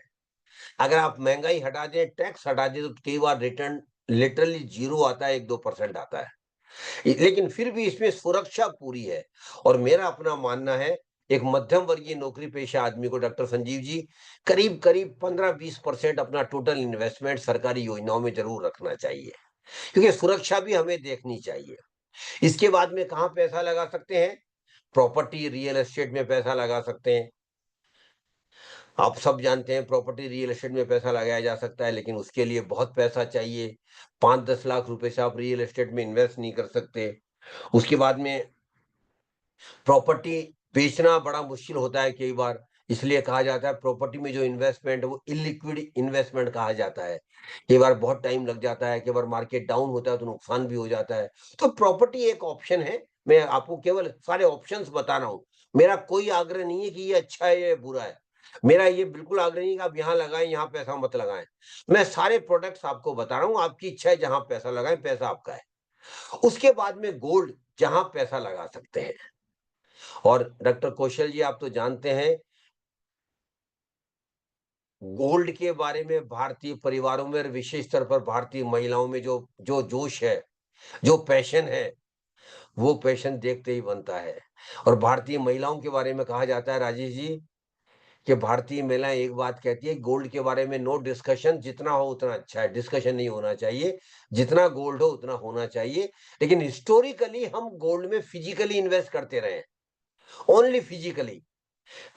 लेकिन ये बहुत बड़ी गलती है। मैं राजेश जी अपने घर में जाके, अगर आप शादीशुदा हैं, और मैं सभी लोगों को कहता हूं, एक बार कोशिश कीजिए, घर में जाके समझाइए, फिजिकल गोल्ड लेना, ज्वेलरी लेना नुकसान का सौदा है।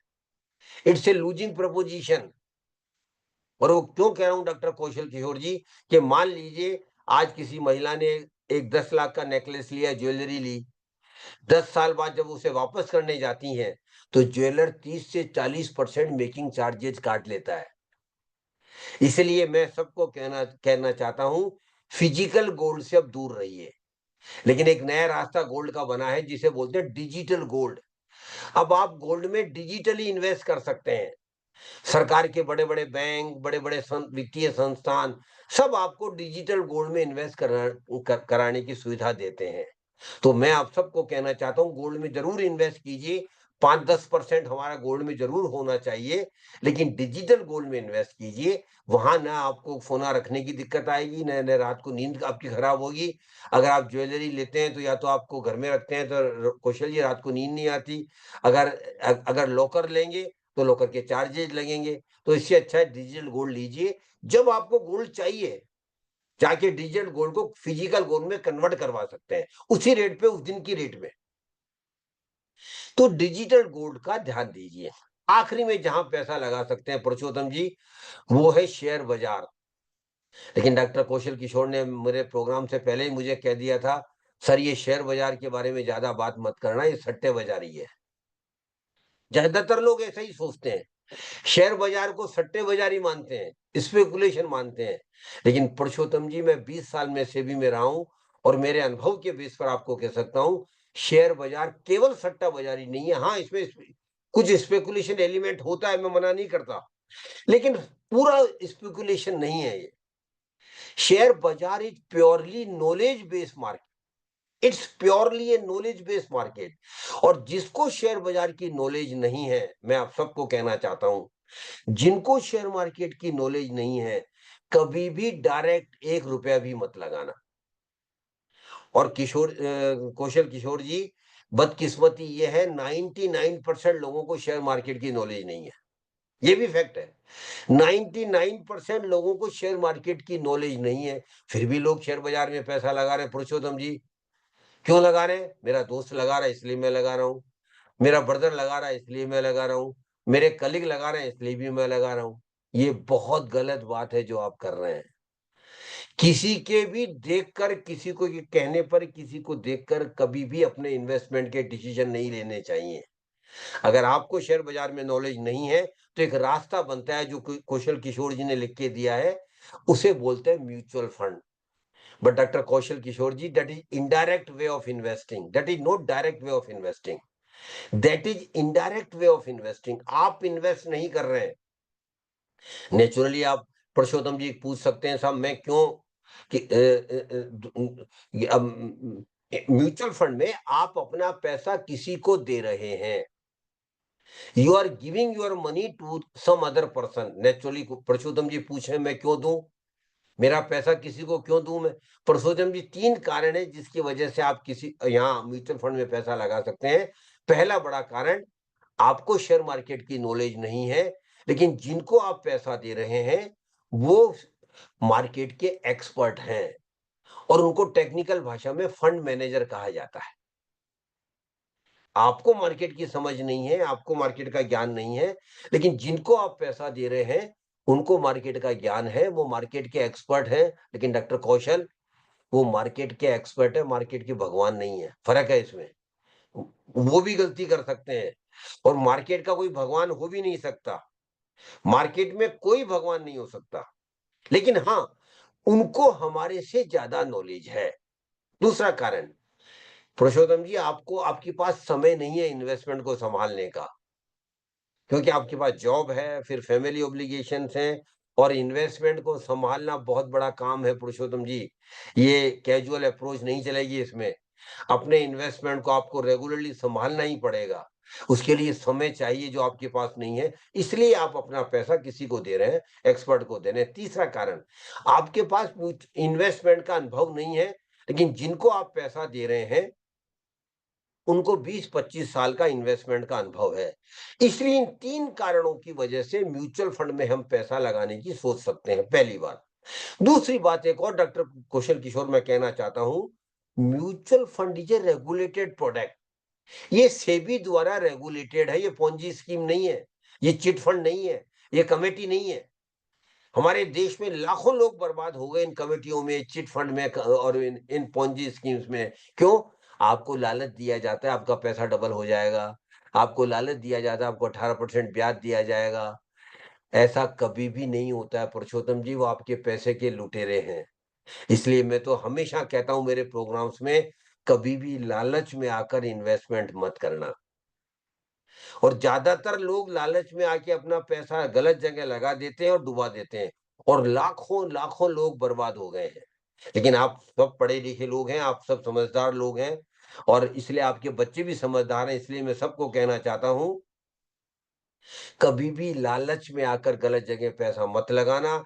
म्यूचुअल फंड एक रेगुलेटेड प्रोडक्ट है। हाँ, इसमें भी रिस्क है, क्योंकि आपका पैसा मार्केट में लग रहा है, और मार्केट हमेशा ऊपर नीचे होता रहता है। और कौशल किशोर जी, एक बात आपको समझनी चाहिए, सिक्योरिटी मार्केट में वोलेटिलिटी एक बेसिक कैरेक्टर है। कभी मार्केट ऊपर जाएगा, कभी मार्केट नीचे आएगा, कभी मार्केट फिर ऊपर जाएगा, फिर नीचे आएगा। लेकिन डॉक्टर राजेश, लंबे समय में मार्केट ऊपर ही जाएगा। आपको मैं उदाहरण देकर बता रहा हूं, 1970 में पहली बार बीएससी सेंसेक्स, डॉक्टर कौशल किशोर आपको पता होगा, बीएससी सेंसेक्स पहली बार स्टार्ट हुआ था 1970 में, केवल 100 पॉइंट पर। आज मार्केट 77,000 पॉइंट पर है, 77,000 पॉइंट पर है। इसका मतलब क्या हुआ? 1970 में जिसने 100 रुपए लगाए थे मार्केट में, उसके आज 77,000 रुपए बन गए। तो मैं ये कहना चाहता हूं, सिक्योरिटी मार्केट में पैसा बनता है, बहुत पैसा बनता है, लेकिन आपको हमेशा लॉन्ग टर्म इन्वेस्टमेंट होना है, लॉन्ग टर्म इन्वेस्टर होना है। शॉर्ट टर्म इन्वेस्टमेंट से पैसा नहीं बनता, बल्कि पैसा कई बार डूब भी जाता है, कम भी हो जाता है। You have to be a long term investor. और लॉन्ग टर्म की परिभाषा डॉक्टर राजेश ये है, कम से कम 5 साल के लिए इन्वेस्ट कीजिए, कम से कम।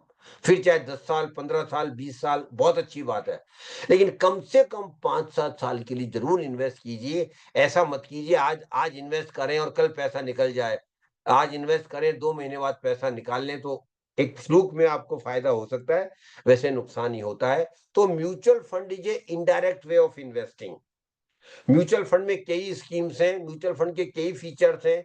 अभी समय नहीं है मेरे पास, अगली बार अगर आप चाहेंगे तो हम एक म्यूचुअल फंड पे 2 घंटे का डेडिकेटेड सेशन रखेंगे, क्योंकि उसको कम से कम 1.5-2 घंटा चाहिए।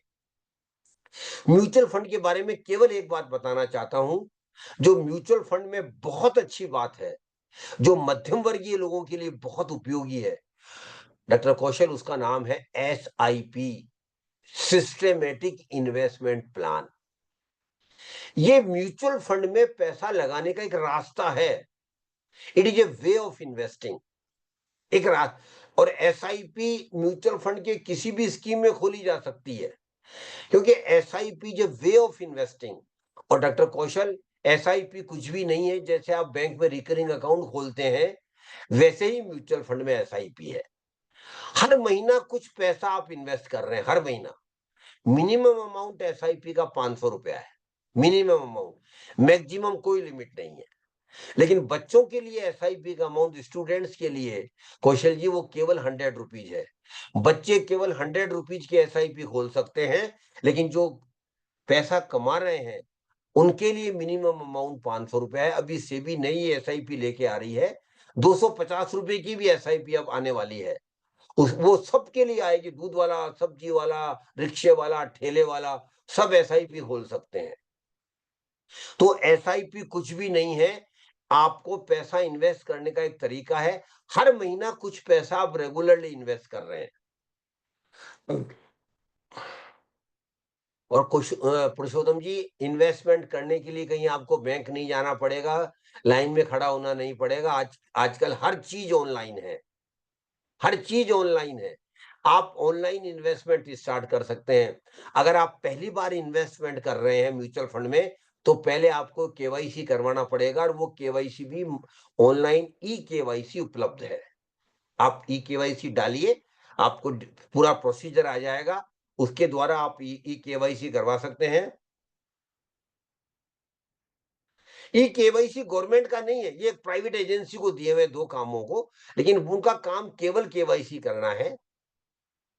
जैसे बैंक में खाता खोलते हैं तो आपको केवाईसी कराना पड़ता है, वैसे ही सिक्योरिटी मार्केट में भी खाता खोलने से पहले, चाहे सिक्योरिटी मार्केट में आप चाहे म्यूचुअल फंड में डालें, डायरेक्ट इन्वेस्टमेंट करें, एक बार केवाईसी करवाना जरूरी है।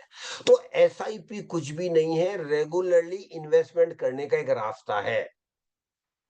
डॉक्टर कौशल जी, मैं एक उदाहरण देना चाहता हूं फिर एसआईपी के बारे में, क्योंकि समय नहीं है, इसलिए बहुत छोटा मैं बात बताना चाहता हूं। मान लीजिए किसी 20 साल की उम्र में एक व्यक्ति ने केवल 500 रुपए की एसआईपी खोली किसी अच्छे इक्विटी फंड में। पुरुषोत्तम जी, केवल 500 रुपए की, और हर महीना वो 500 रुपए इन्वेस्ट कर रहा है। और फिर कहता हूं, हर महीने आपको कहीं जाना नहीं पड़ेगा, एक बार कुछ फॉर्मेलिटी पूरी करनी पड़ती है, पूरी होने के बाद में हर महीने जो तारीख आपने डेट फिक्स की है, उस डेट को आपके बैंक अकाउंट से पैसा निकलेगा और इन्वेस्ट हो जाएगा।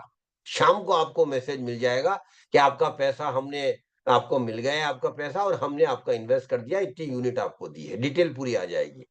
तो हर महीना 500 रुपया, केवल 500 रुपया इन्वेस्टमेंट करना है। किया किसी व्यक्ति ने 20 साल की उम्र में, और 40 साल तक डॉक्टर कौशल किशोर लगातार 500 रुपया इन्वेस्ट किया। बहुत बड़ा पीरियड बता रहा हूं आपको, 40 साल, लेकिन केवल 500 रुपया, 500 रुपया हर महीना इन्वेस्ट किया 40 साल तक लगातार।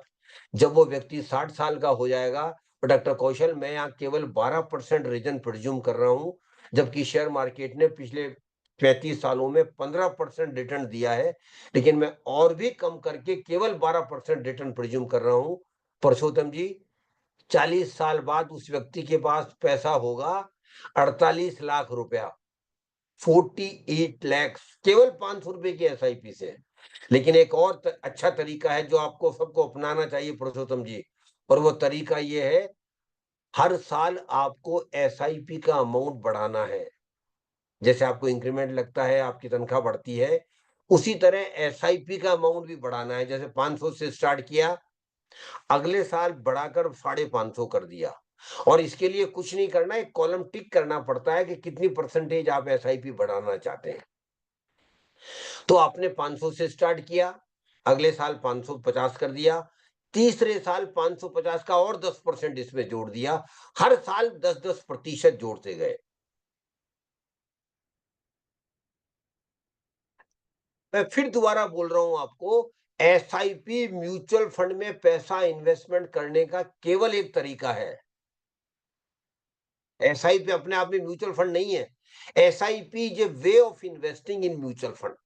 आप छोटा छोटा पैसा भी लगा सकते हैं एसआईपी के द्वारा, एक मुश्त पैसा भी लगा सकते हैं, दोनों रास्ते होते हैं। लेकिन क्योंकि हम मध्यम वर्गीय लोग हैं, हमें सैलरी महीने मिलती है, इसलिए मंथली एसआईपी लोग खोल रहे हैं। और पुरुषोत्तम जी, 25,000 करोड़ रुपया केवल एसआईपी के द्वारा म्यूचुअल फंड में हर महीना आ रहा है। और कौन डाल रहा है? आप जैसे लोग डाल रहे हैं, लाखों पढ़े लिखे लोग, जिन लोगों ने एसआईपी चालू कर दी है। तो एसआईपी के मैं बता रहा था कि हर साल आप 500 रुपया महीना डाल रहे हैं, और हर साल आप 10% बढ़ा रहे हैं।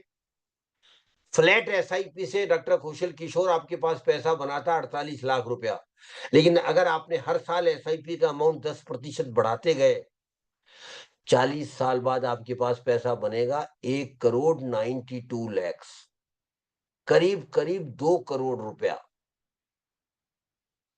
ये और मध्यम वर्गीय लोगों के लिए इससे अच्छा कोई तरीका नहीं है। और मैं तो बहुत लोगों को जानता हूं डॉक्टर कौशल, जिन्होंने एक नहीं 5-5, 6-6 एसआईपी एक साथ स्टार्ट की हुई है, और सारी एसआईपी का टारगेट है, एक एसआईपी से घर बनाने में कंट्रीब्यूट करना है, एक एसआईपी से गाड़ी में कंट्रीब्यूट करना है, एक एसआईपी से विदेश में घूमने जाना है, एक एसआईपी से 25 साल बाद बच्चों की पढ़ाई करवानी है। आज से अभी आपने एसआईपी चालू कर दी, बच्चों की पढ़ाई के लिए पैसा जोड़ना चालू कर दिया। एक एसआईपी से बच्चों की शादी करनी है और एक एसआईपी से मुझे मेरी रिटायरमेंट की जिंदगी जीनी है। तो you can have multiple SIP, आप एक से ज्यादा एसआईपी ले सकते हैं, खोल सकते हैं, कोई दिक्कत नहीं है। तो एसआईपी के बारे में जानकारी लीजिए। 3 मैं वेबसाइट के नाम बता रहा हूं, कृपया करके नोट कर लीजिए। पहले उन वेबसाइट में जाइए, वहां पढ़िए, जानकारी लीजिए, फिर म्यूचुअल फंड में इन्वेस्टमेंट करने की सोचिए, अगर आपको ठीक लगता है तो। पहली वेबसाइट का नाम है म्यूचुअल फंड सही है। आपने टीवी में ऐड देखे होंगे, म्यूचुअल फंड सही है। उसी नाम से एमफी ने एक वेबसाइट बनाई है, उसका नाम है म्यूचुअल फंड सही है। म्यूचुअल फंड सही है, इस वेबसाइट पे जाइए। हर भाषा में जानकारी उपलब्ध है, हिंदी, अंग्रेजी, उड़िया, बंगाली, तेलुगु, तमिल, सब में भाषाओं में है। और म्यूचुअल फंड के बारे में सारी जानकारी। और ये वेबसाइट म्यूचुअल फंड का मार्केटिंग वेबसाइट नहीं है, ये आपको म्यूचुअल फंड की बेसिक जानकारी देता है। म्यूचुअल फंड क्या है, कैसे काम करते हैं, कौन कौन सी स्कीम्स होती हैं, म्यूचुअल फंड में इन्वेस्टमेंट कैसे चालू किया जा सकता है, एसआईपी क्या है, एसआईपी कैसे खोली जाती है, क्या क्या करना पड़ता है, पैसा कैसे इन्वेस्ट होता है, पैसा कैसे निकाला जा सकता है, आप अपना पैसा कैसे निकाल सकते हैं, ये सारी जानकारी म्यूचुअल। और कितनी कौन कौन सी स्कीम है, और जो स्कीम चल रही है उनकी 10 साल की परफॉर्मेंस कैसी है, 5 साल की जो पुरानी स्कीम्स हैं 5 साल की ये सारी जानकारी आपको हर भाषा में म्यूचुअल फंड सही है में आप ले सकते हैं। और मेरा आपका सबका मानना है, आप पहले जाइए, 1 महीना 2 महीना पहले म्यूचुअल फंड के बारे में जानकारी लीजिए, जल्दबाजी मत कीजिए। डॉक्टर राजेश कुमार जी, पैसा आपका है, अगर आपको फायदा होगा तो आपको फायदा होगा, इसलिए जरूरी है कि आप पहले जानकारी लीजिए, समझिए, फिर आपको ठीक लगता है तो फिर इन्वेस्ट कीजिए। तो पहली मैंने वेबसाइट का नाम बताया, म्यूचुअल फंड सही है। दूसरी वेबसाइट का नाम है, आप नोट कर लीजिए, MF central, mutual fund central, CENTRAL, mutual fund central. तीसरी वेबसाइट का नाम है MF utility, mutual fund utility. ये तीनों वेबसाइट म्यूचुअल फंड के बारे में बहुत जानकारी आपको देगी, बहुत आपके डाउट्स क्लियर कर देगी, क्या है समझोगे, कैसे इन्वेस्टमेंट किया जा सकता है। और इनके अलावा सेबी ने एक ऐप भी निकाला है डॉक्टर कौशल किशोर जी, उस सेबी के ऐप का नाम है सारथी, SAARTHI, सारथी, SAARTHI, सारथी। ये सेबी ने ऐप निकाला है, इस ऐप को डाउनलोड कीजिए। इसमें भी सिक्योरिटी मार्केट और म्यूचुअल फंड के बारे में बहुत अच्छी जानकारी दी हुई है। तो कृपया करके पहले जानकारी लीजिए, चीजों को समझिए, और उसके बाद इन्वेस्टमेंट करने की सोचिए। लेकिन इन्वेस्टमेंट जरूर कीजिए, ये नहीं कि आप इतने सोचते रह जाएं कि वो समय निकल जाए, इसलिए। लेकिन जल्दी से जल्दी जल्दबाजी भी मत कीजिए, पहले समझिए फिर इन्वेस्ट कीजिए। तो म्यूचुअल फंड के बारे में अगली बार कभी विस्तार से बात करेंगे। आखिरी में केवल 3 बातें मैं कहना चाहता हूं डॉक्टर राजेश। पहली बात, डॉक्टर कौशल किशोर जी, समृद्धि हमारा अधिकार है। हमारा का मतलब मैं सबके लिए कह रहा हूं, मेरे लिए नहीं कह रहा हूं। Every individual has got right to be prosper. हमारा अधिकार है हम समृद्ध बने। और कौशल जी, मेरी समृद्धि की परिभाषा मुकेश अंबानी बनना नहीं है, वो हम नहीं बन सकते। मेरी समृद्धि की परिभाषा बड़ी साधारण है, मेरी आवश्यकताओं के लिए मेरे पास पैसा होना चाहिए, मेरी अच्छी जिंदगी जीने के लिए मेरे पास पैसा होना चाहिए, मेरे परिवार को अच्छी जिंदगी देने के लिए मेरे पास पैसा होना चाहिए, मेरी परिवार की सारी जिम्मेदारियां पूरी करने के लिए मेरे पास पैसा होना चाहिए, मेरे बच्चों को बेहतरीन उच्च शिक्षा दिलाने के लिए मेरे पास पैसा होना चाहिए, और आखिरी में मेरी रिटायरमेंट की जिंदगी अच्छी जीने के लिए मेरे पास पैसा होना चाहिए। यही मेरी समृद्धि है। और ये कौशल जी, ये हमारा अधिकार है, हमारा सबका अधिकार है कि हम समृद्ध बने। लेकिन कौशल जी ये भाग्य नहीं है। एक चीज और मैं सबको कहना चाहता हूं, हम भारतीय भाग्य पे बहुत विश्वास करते हैं, लेकिन मैं बिल्कुल अलग विचार रखता हूं डॉक्टर कौशल। समृद्धि भाग्य नहीं है, ये केवल आपका प्रयास है। अगर आप प्रयास करेंगे तो आप समृद्ध होंगे। और प्रयास क्या करेंगे ये हमने पूरा डिस्कस किया है, बचत से लेकर इन्वेस्टमेंट तक और योजनाओं तक। अगर वो प्रयास करेंगे तो आप निश्चित तौर पर समृद्ध होंगे। आपकी समृद्धि को कोई नहीं रोक सकता। इसलिए मैं कहता हूं डॉक्टर कौशल किशोर जी, प्रयास में कमी मत आने दीजिए, क्योंकि प्रयास करना तो हमारे हाथ में है। किसने रोका हमें प्रयास करने से? किसने रोका है? हम अगर प्रयास नहीं करेंगे डॉक्टर पुरुषोत्तम, तो आप जिम्मेदार होंगे। अगर 25 साल बाद डॉक्टर पुरुषोत्तम समृद्ध नहीं है, तो डॉक्टर पुरुषोत्तम केवल आप उसके लिए जिम्मेदार होंगे, किसी दूसरे को दोष मत देना। भाग्य के भरोसे मत बैठे रहना। प्रयास कीजिए, मेहनत कीजिए, जानकारी लीजिए, बचत कीजिए, इन्वेस्टमेंट कीजिए, तो समृद्धि आपका अधिकार है, आपका प्रयास है, भाग्य नहीं है। और आखिरी में एक बात बिल्कुल और मैं कहना चाहता हूं पुरुषोत्तम जी, कुछ लोगों के दिमाग में गलतफहमी रहती है, मैं गलतफहमी बोल रहा हूँ, और उस गलतफहमी को आज हमेशा के लिए निकाल दीजिए। कुछ लोगों और गलतफहमी क्या होती है पुरुषोत्तम जी? मैं गरीब परिवार में पैदा हुआ हूं, मेरा परिवार गरीब है। ज्यादातर लोगों को कुछ लोगों के दिमाग में गलतफहमी रहती है। मैं इसे गलत विचार कहता हूं, गलतफहमी कहता हूं, और इसको हमेशा के लिए निकाल देना चाहिए। क्योंकि पुरुषोत्तम जी, गरीब घर में पैदा होना अभिशाप नहीं है। संजीव जी, गरीब घर में पैदा होना अभिशाप नहीं है। हम जहां पैदा हुए हैं, बात खत्म हो गई। कहां अब उसका कोई पर्पज नहीं है। इसलिए मैं बहुत जोर देकर कहता हूं, गरीब घर में पैदा होना डॉक्टर कौशल किशोर अभिशाप नहीं है, लेकिन गरीब होकर जिंदा रहना और गरीब होकर मरना अभिशाप है। वो हम सब दूर कर सकते हैं अगर हम अपने पैसे को सही संभालेंगे, शुरू से संभालेंगे, लगातार संभालेंगे, सही बचत करेंगे, सही निवेश करेंगे, और इन्वेस्टमेंट की जो बातें आज डिस्कस की उसका ध्यान रखेंगे, तो निश्चित तौर पर आप सब समृद्ध होंगे। इन्हीं शुभकामनाओं के साथ आपका बहुत बहुत धन्यवाद। Thank you sir. और अब सर आपने आज अमृत काल, हम लोग अमृत काल में हैं, और आपने अमृत काल में वास्तव में अमृत वचन के द्वारा हम सबों का ज्ञान बढ़ाया है। अभी क्वेश्चन आंसर सेशन है।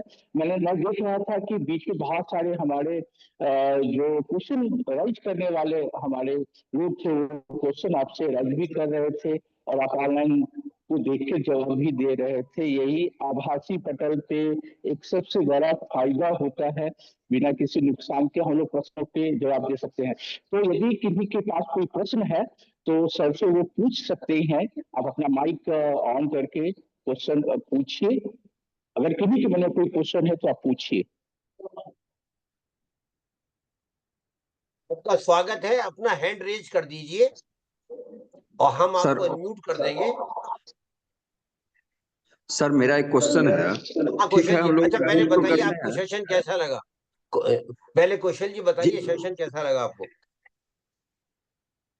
सर, आपका जो इंफॉर्मेशन था रिगार्डिंग द इन्वेस्टमेंट इतना सॉलिड और इतना अच्छा था कि शायद जो इन्वेस्ट नहीं करने वाले हैं या जिनको इनकी जानकारी नहीं थी, उन्हें भी स्पष्ट जानकारी मिल गई, और it is a wonderful lecture. धन्यवाद। अब प्रश्न पूछिए अपना। सर मेरा एक क्वेश्चन है कि जैसे टैक्स स्लैब है, डिफरेंट टाइप्स के टैक्स स्लैब हैं जो गवर्नमेंट के द्वारा इम्पोज किया गया है। हमारे यहाँ डिफरेंट टाइप्स के स्लैब हैं। इस स्लैब से निकलने का कोई तरीका बताइए आप। कोई तरीका नहीं है सर। मैं बात कड़वी है लेकिन सच्ची कहनी चाहिए। जितना टैक्स अगर आपका इनकम है तो उसका कोई रास्ता नहीं है। इसलिए कौशल जी, मैं तो दूसरी बात कहता हूं हमेशा, टैक्स के बारे में ज्यादा मत सोचिए, ज्यादा ये सोचिए पैसा इनकम कैसे ज्यादा कमाई जाए। टैक्स के लिए परेशान मत होइए, क्योंकि उसमें हम कुछ कर नहीं सकते हैं। हम कुछ नहीं कर सकते हैं। जो टैक्स है वो देना पड़ेगा, और अगर कोई गलत काम करेंगे, टैक्स बनता है, नहीं देंगे तो हो सकता है हम फंस जाए बाद में जाके। इसलिए मैं तो साफ सबको कहता हूं कितना टैक्स देना है इसके बारे में ज्यादा मत सोचिए। हमेशा ज्यादा ये ध्यान रखिए कि मैं इन्वेस्टमेंट करके ज्यादा रिटर्न कैसे कमाऊं, ज्यादा इनकम कैसे क्रिएट करूं, वो ज्यादा इंपॉर्टेंट बात है। Okay, thank you sir. और कोई प्रश्न किसी का? और कोई भी कोई प्रश्न पूछना चाहता है तो आपका स्वागत है।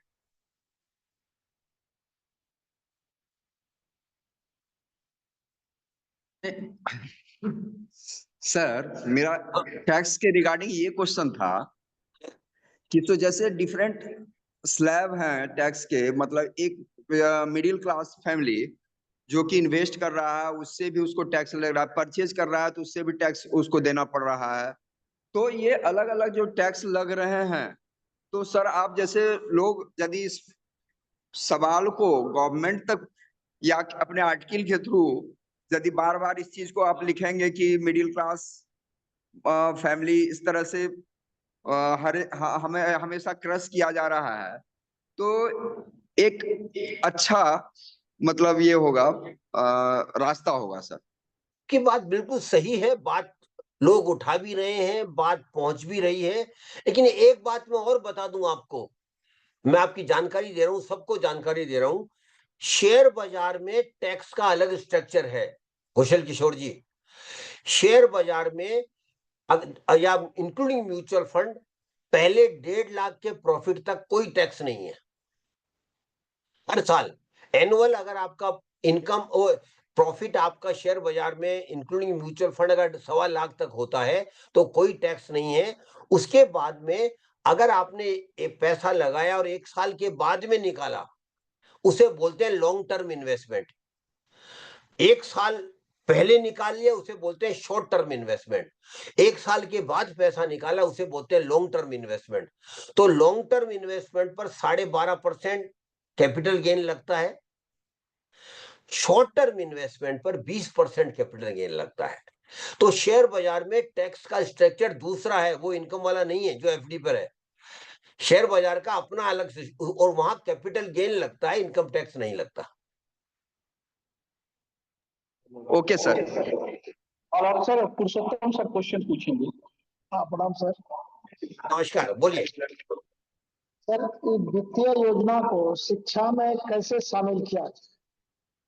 वित्तीय शिक्षा में कैसे शामिल किया जाए वित्तीय योजना को? सर ये बहुत जरूरी हो गया है पुरुषोत्तम जी, आप संजीव जी के प्लेटफॉर्म से आए हैं। अब बहुत जरूरी हो गया है कि हम वित्तीय साक्षरता पर जोर दें। हर व्यक्ति को वित्तीय साक्षर होना जरूरी है। और पुरुषोत्तम जी, वित्तीय साक्षरता अलग बात है, एकेडमिक साक्षरता अलग बात है।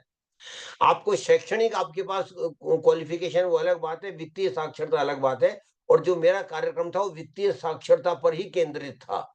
और मैं तो चाहता हूं आप सारे गुरुजन हैं, इस बात को आगे बढ़ाइए, बच्चों को भी समझाइए, आस पड़ोस में जो आपके लोग हैं उनको भी समझाइए कि वित्तीय साक्षर होना बहुत जरूरी है, पैसा बचाना बहुत जरूरी है, पैसा बचाकर उसको निवेश करना बहुत जरूरी है, और निवेश से पैसा कमाना बहुत जरूरी है। अगर हम अच्छी जिंदगी जीना चाहते हैं पुरुषोत्तम जी, तो केवल सैलरी से बात नहीं बनेगी, आपको इन्वेस्टमेंट का रास्ता खोलना ही पड़ेगा।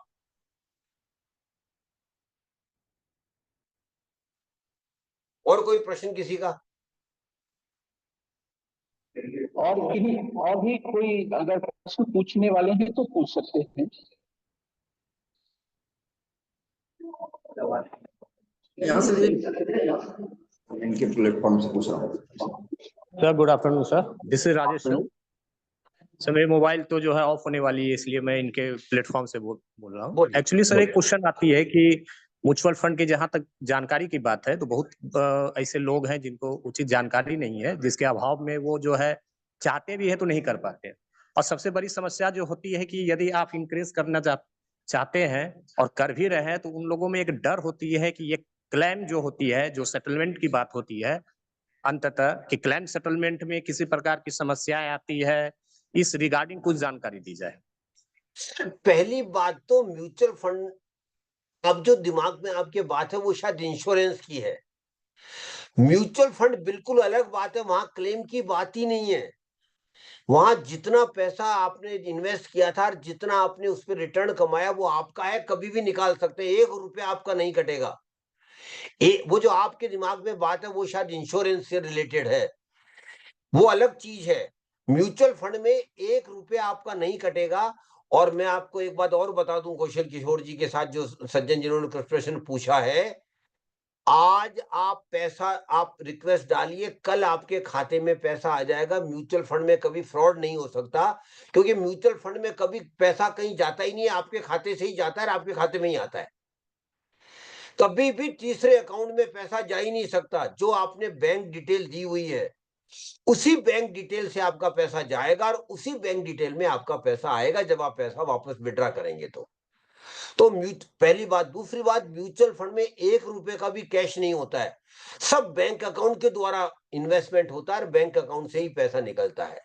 इसलिए एक बात ध्यानिए, म्यूचुअल फंड में फ्रॉड होने के चांसेस लगभग नील है, लगभग नील हो ही नहीं सकता, क्योंकि ये पूरे बैंक ट्रांजैक्शन के थ्रू होता है। हाँ, अगर आपके बैंक डिटेल ही आपने आधी अधूरी दी है, गलत दी है, तो बात अलग है।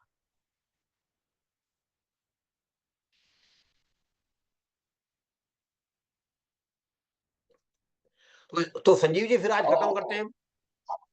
और भी अगर कोई है जो प्रश्न पूछना चाहते हैं तो पूछ सकते हैं।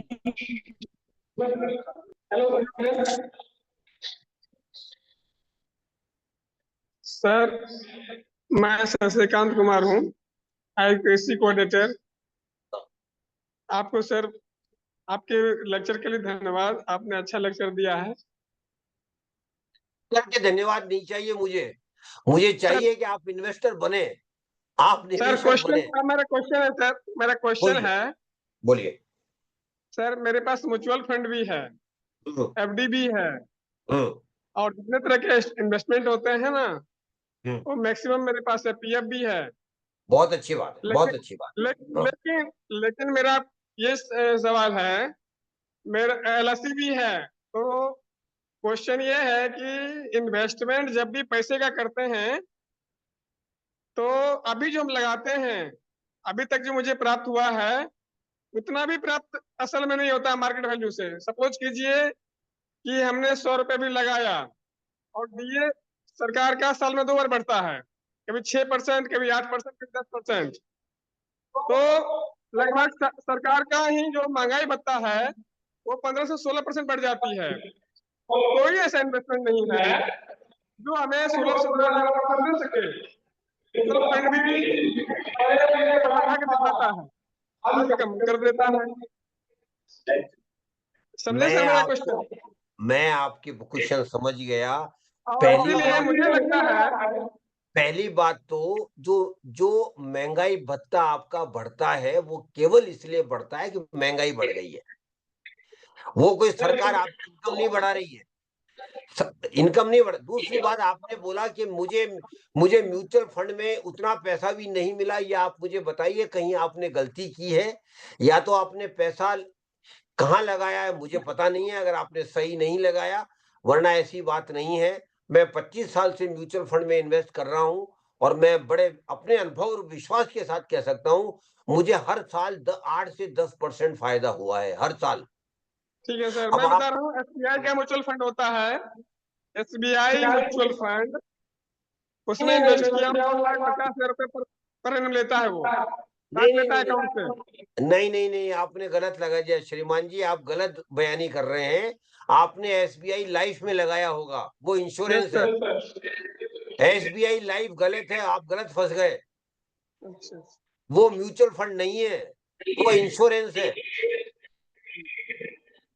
आप उसको म्यूचुअल फंड के रूप में दिक्कत तो ये लोगों को ज्ञान नहीं है, और फिर लोग परेशान होते हैं या दूसरी तरह से अपना विचार रखते हैं। अच्छा सर, एक मैग्नम ग्लोबल फंड है, क्या वो है म्यूचुअल फंड? आवाज इको हो रही है, आपकी आवाज इको हो रही है सर। मैग्नम ग्लोबल फंड, हाँ, मैग्नम ग्लोबल फंड क्या म्यूचुअल फंड है? हाँ है, बिल्कुल है सर। उसमें भी मैंने लगाया था 2 साल तक, हाँ, और 1,000 रुपए पर मंथ कटता था सैलरी से। हाँ, और जब मैं उसको करवाने गया ना सर, मुझे 21,000 मिले। नहीं आपने नहीं, पहली बात तो आपने गलती की है। ये ग्लोबल फंड 2 साल से नहीं चल रहा है, ये बात सही है, लेकिन अभी पैसा निकालना नहीं चाहिए। आपने शायद मेरी बात ध्यान से नहीं सुनी। मैंने बहुत जोर देकर बोला था, कम से कम 5 साल अपना पैसा रखिए। अगर आपको पैसे से पैसा बनाना है म्यूचुअल फंड में, तो कम से कम 5 साल पैसा रखिए। ऐसा नहीं हो सकता आज आप लगाएं 1 साल में पैसा डबल हो जाएगा या 2 साल में, ऐसा नहीं होता। मैं फिर आपको कहता हूं, आपने गलती की अगर पैसा निकाला है तो ग्लोबल फंड से। अच्छा फंड है, लेकिन अभी 2 साल से नहीं चल रहा है, लेकिन भविष्य में चलेगा। इसलिए मैं हमेशा जोर देकर कहता हूं, इन्वेस्टमेंट कीजिए, लेकिन कम से कम 5 साल के लिए कीजिए।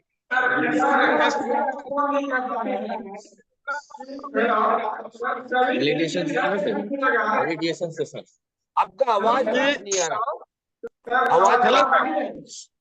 आपका आवाज साफ नहीं आ रहा मतलब। आपका आवाज नहीं आ रहा साहब, नहीं आ रहा, आवाज नहीं आ रहा। आपका आवाज बहुत इको हो रहा है। Thanks for your support. आपका आवाज इको हो रहा है। Thanks for your support. चलिए संजीव जी, खत्म करते हैं फिर आज। Leave the man sir. Sanjeev okay.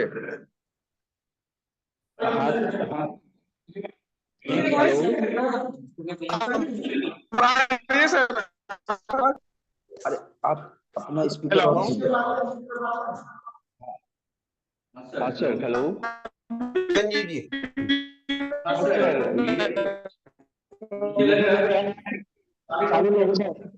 पूछ लिए हैं। हेलो। और अब क्लियर है हमारी। मैं कल फिर से बोल रहा हूँ, अगर किसी को कोई प्रश्न पूछने हैं तो आपको, अगर आपकी बाइक नहीं है तो आप ऑनलाइन चैट बॉक्स में जाके प्रश्न पूछ सकते हैं। चैट बॉक्स पे आप अपना डाल सकते हैं। अगर आपकी बाइक बच रही है तो आप चैट बॉक्स पूछ सकते हैं। किसी के पास अगर है, अगर आपकी वॉइस में बार बार कह रहा हूँ नहीं आ रही है, तो आप चैट बॉक्स में प्रश्न डाल सकते हैं। की आवाज इनको हो रही है, आवाज बिल्कुल साफ नहीं आ रही इनकी। या तो आप चैट बॉक्स में डाल दीजिए, कोई प्रश्न है चैट बॉक्स में डाल दीजिए। फीडबैक तो वंडरफुल लेक्चर। रियल एस्टेट में इन्वेस्टमेंट, जैसा मैंने पहले बताया शशिकांत जी, रियल एस्टेट के इन्वेस्टमेंट में पहली बात तो बहुत बड़ा अमाउंट चाहिए, बहुत बड़ा अमाउंट चाहिए। दूसरी बात, उसमें भी रिस्क है। मार्केट ऊपर जा रहा है, शेयर मार्केट वो प्राइसेस ऊपर जा रही है, आपको फायदा हो सकता है, फिर नुकसान भी हो सकता है। दूसरी बात, रियल एस्टेट को बेचना आसान नहीं है, कई बार बहुत टाइम लग जाता है। इसलिए रियल एस्टेट के बारे में कहा जाता है दैट इज इलिक्विड एसेट। उसको लिक्विड करने में बहुत टाइम लगता है। तो आपकी चॉइस है कितना आप करना चाहते हैं। हाँ संजीव जी, आप आज खत्म करते हैं आज। Yes sir. तो आप सबका बहुत बहुत धन्यवाद। भविष्य में और भी जुड़ते रहेंगे। धन्यवाद सर आपका भी, बहुत बहुत धन्यवाद। Thank you. आज आपका लेक्चर रहा वो वास्तव में मैंने पहले भी कहा था कि अमृत काल का ये लेक्चर था, और हम लोगों ने सर के अमृत वचनों को सुना है। उन्होंने जो इन्वेस्टमेंट प्लान हम लोग को बताया, खासकर पीपीएफ, उसके बाद डिजिटल गोल्ड, ये बहुत ही अच्छे प्लान हम लोग को लगे। और मुझे ऐसा है कि भविष्य में इस तरह के 1-2 और कार्यक्रम होंगे, जिससे हमारे छात्र और हमारे जितने भी शिक्षक हैं वे सभी इससे लाभान्वित होंगे। एक बार पुनः हम भारत सरकार की टीम को और हमारे जितने भी दर्शक हमसे जुड़े रहे, खासकर और जो हमारे मुख्य वक्ता रहे, उनका सहृदय धन्यवाद। हम लोग आशा करते हैं कि उन्हें हम दोबारा सुन पाएंगे। धन्यवाद महाराजा हरि वल्लभ मेमोरियल कॉलेज की ओर से शशिकांत सर को और उनके संजय सर को धन्यवाद। उन्होंने हमें इस प्रकार के महत्वपूर्ण लेक्चर से अवगत कराया। हम लोग चाहेंगे कि इस प्रकार के लेक्चर दोबारा हो, जिससे हम सभी लाभान्वित हो सके। धन्यवाद।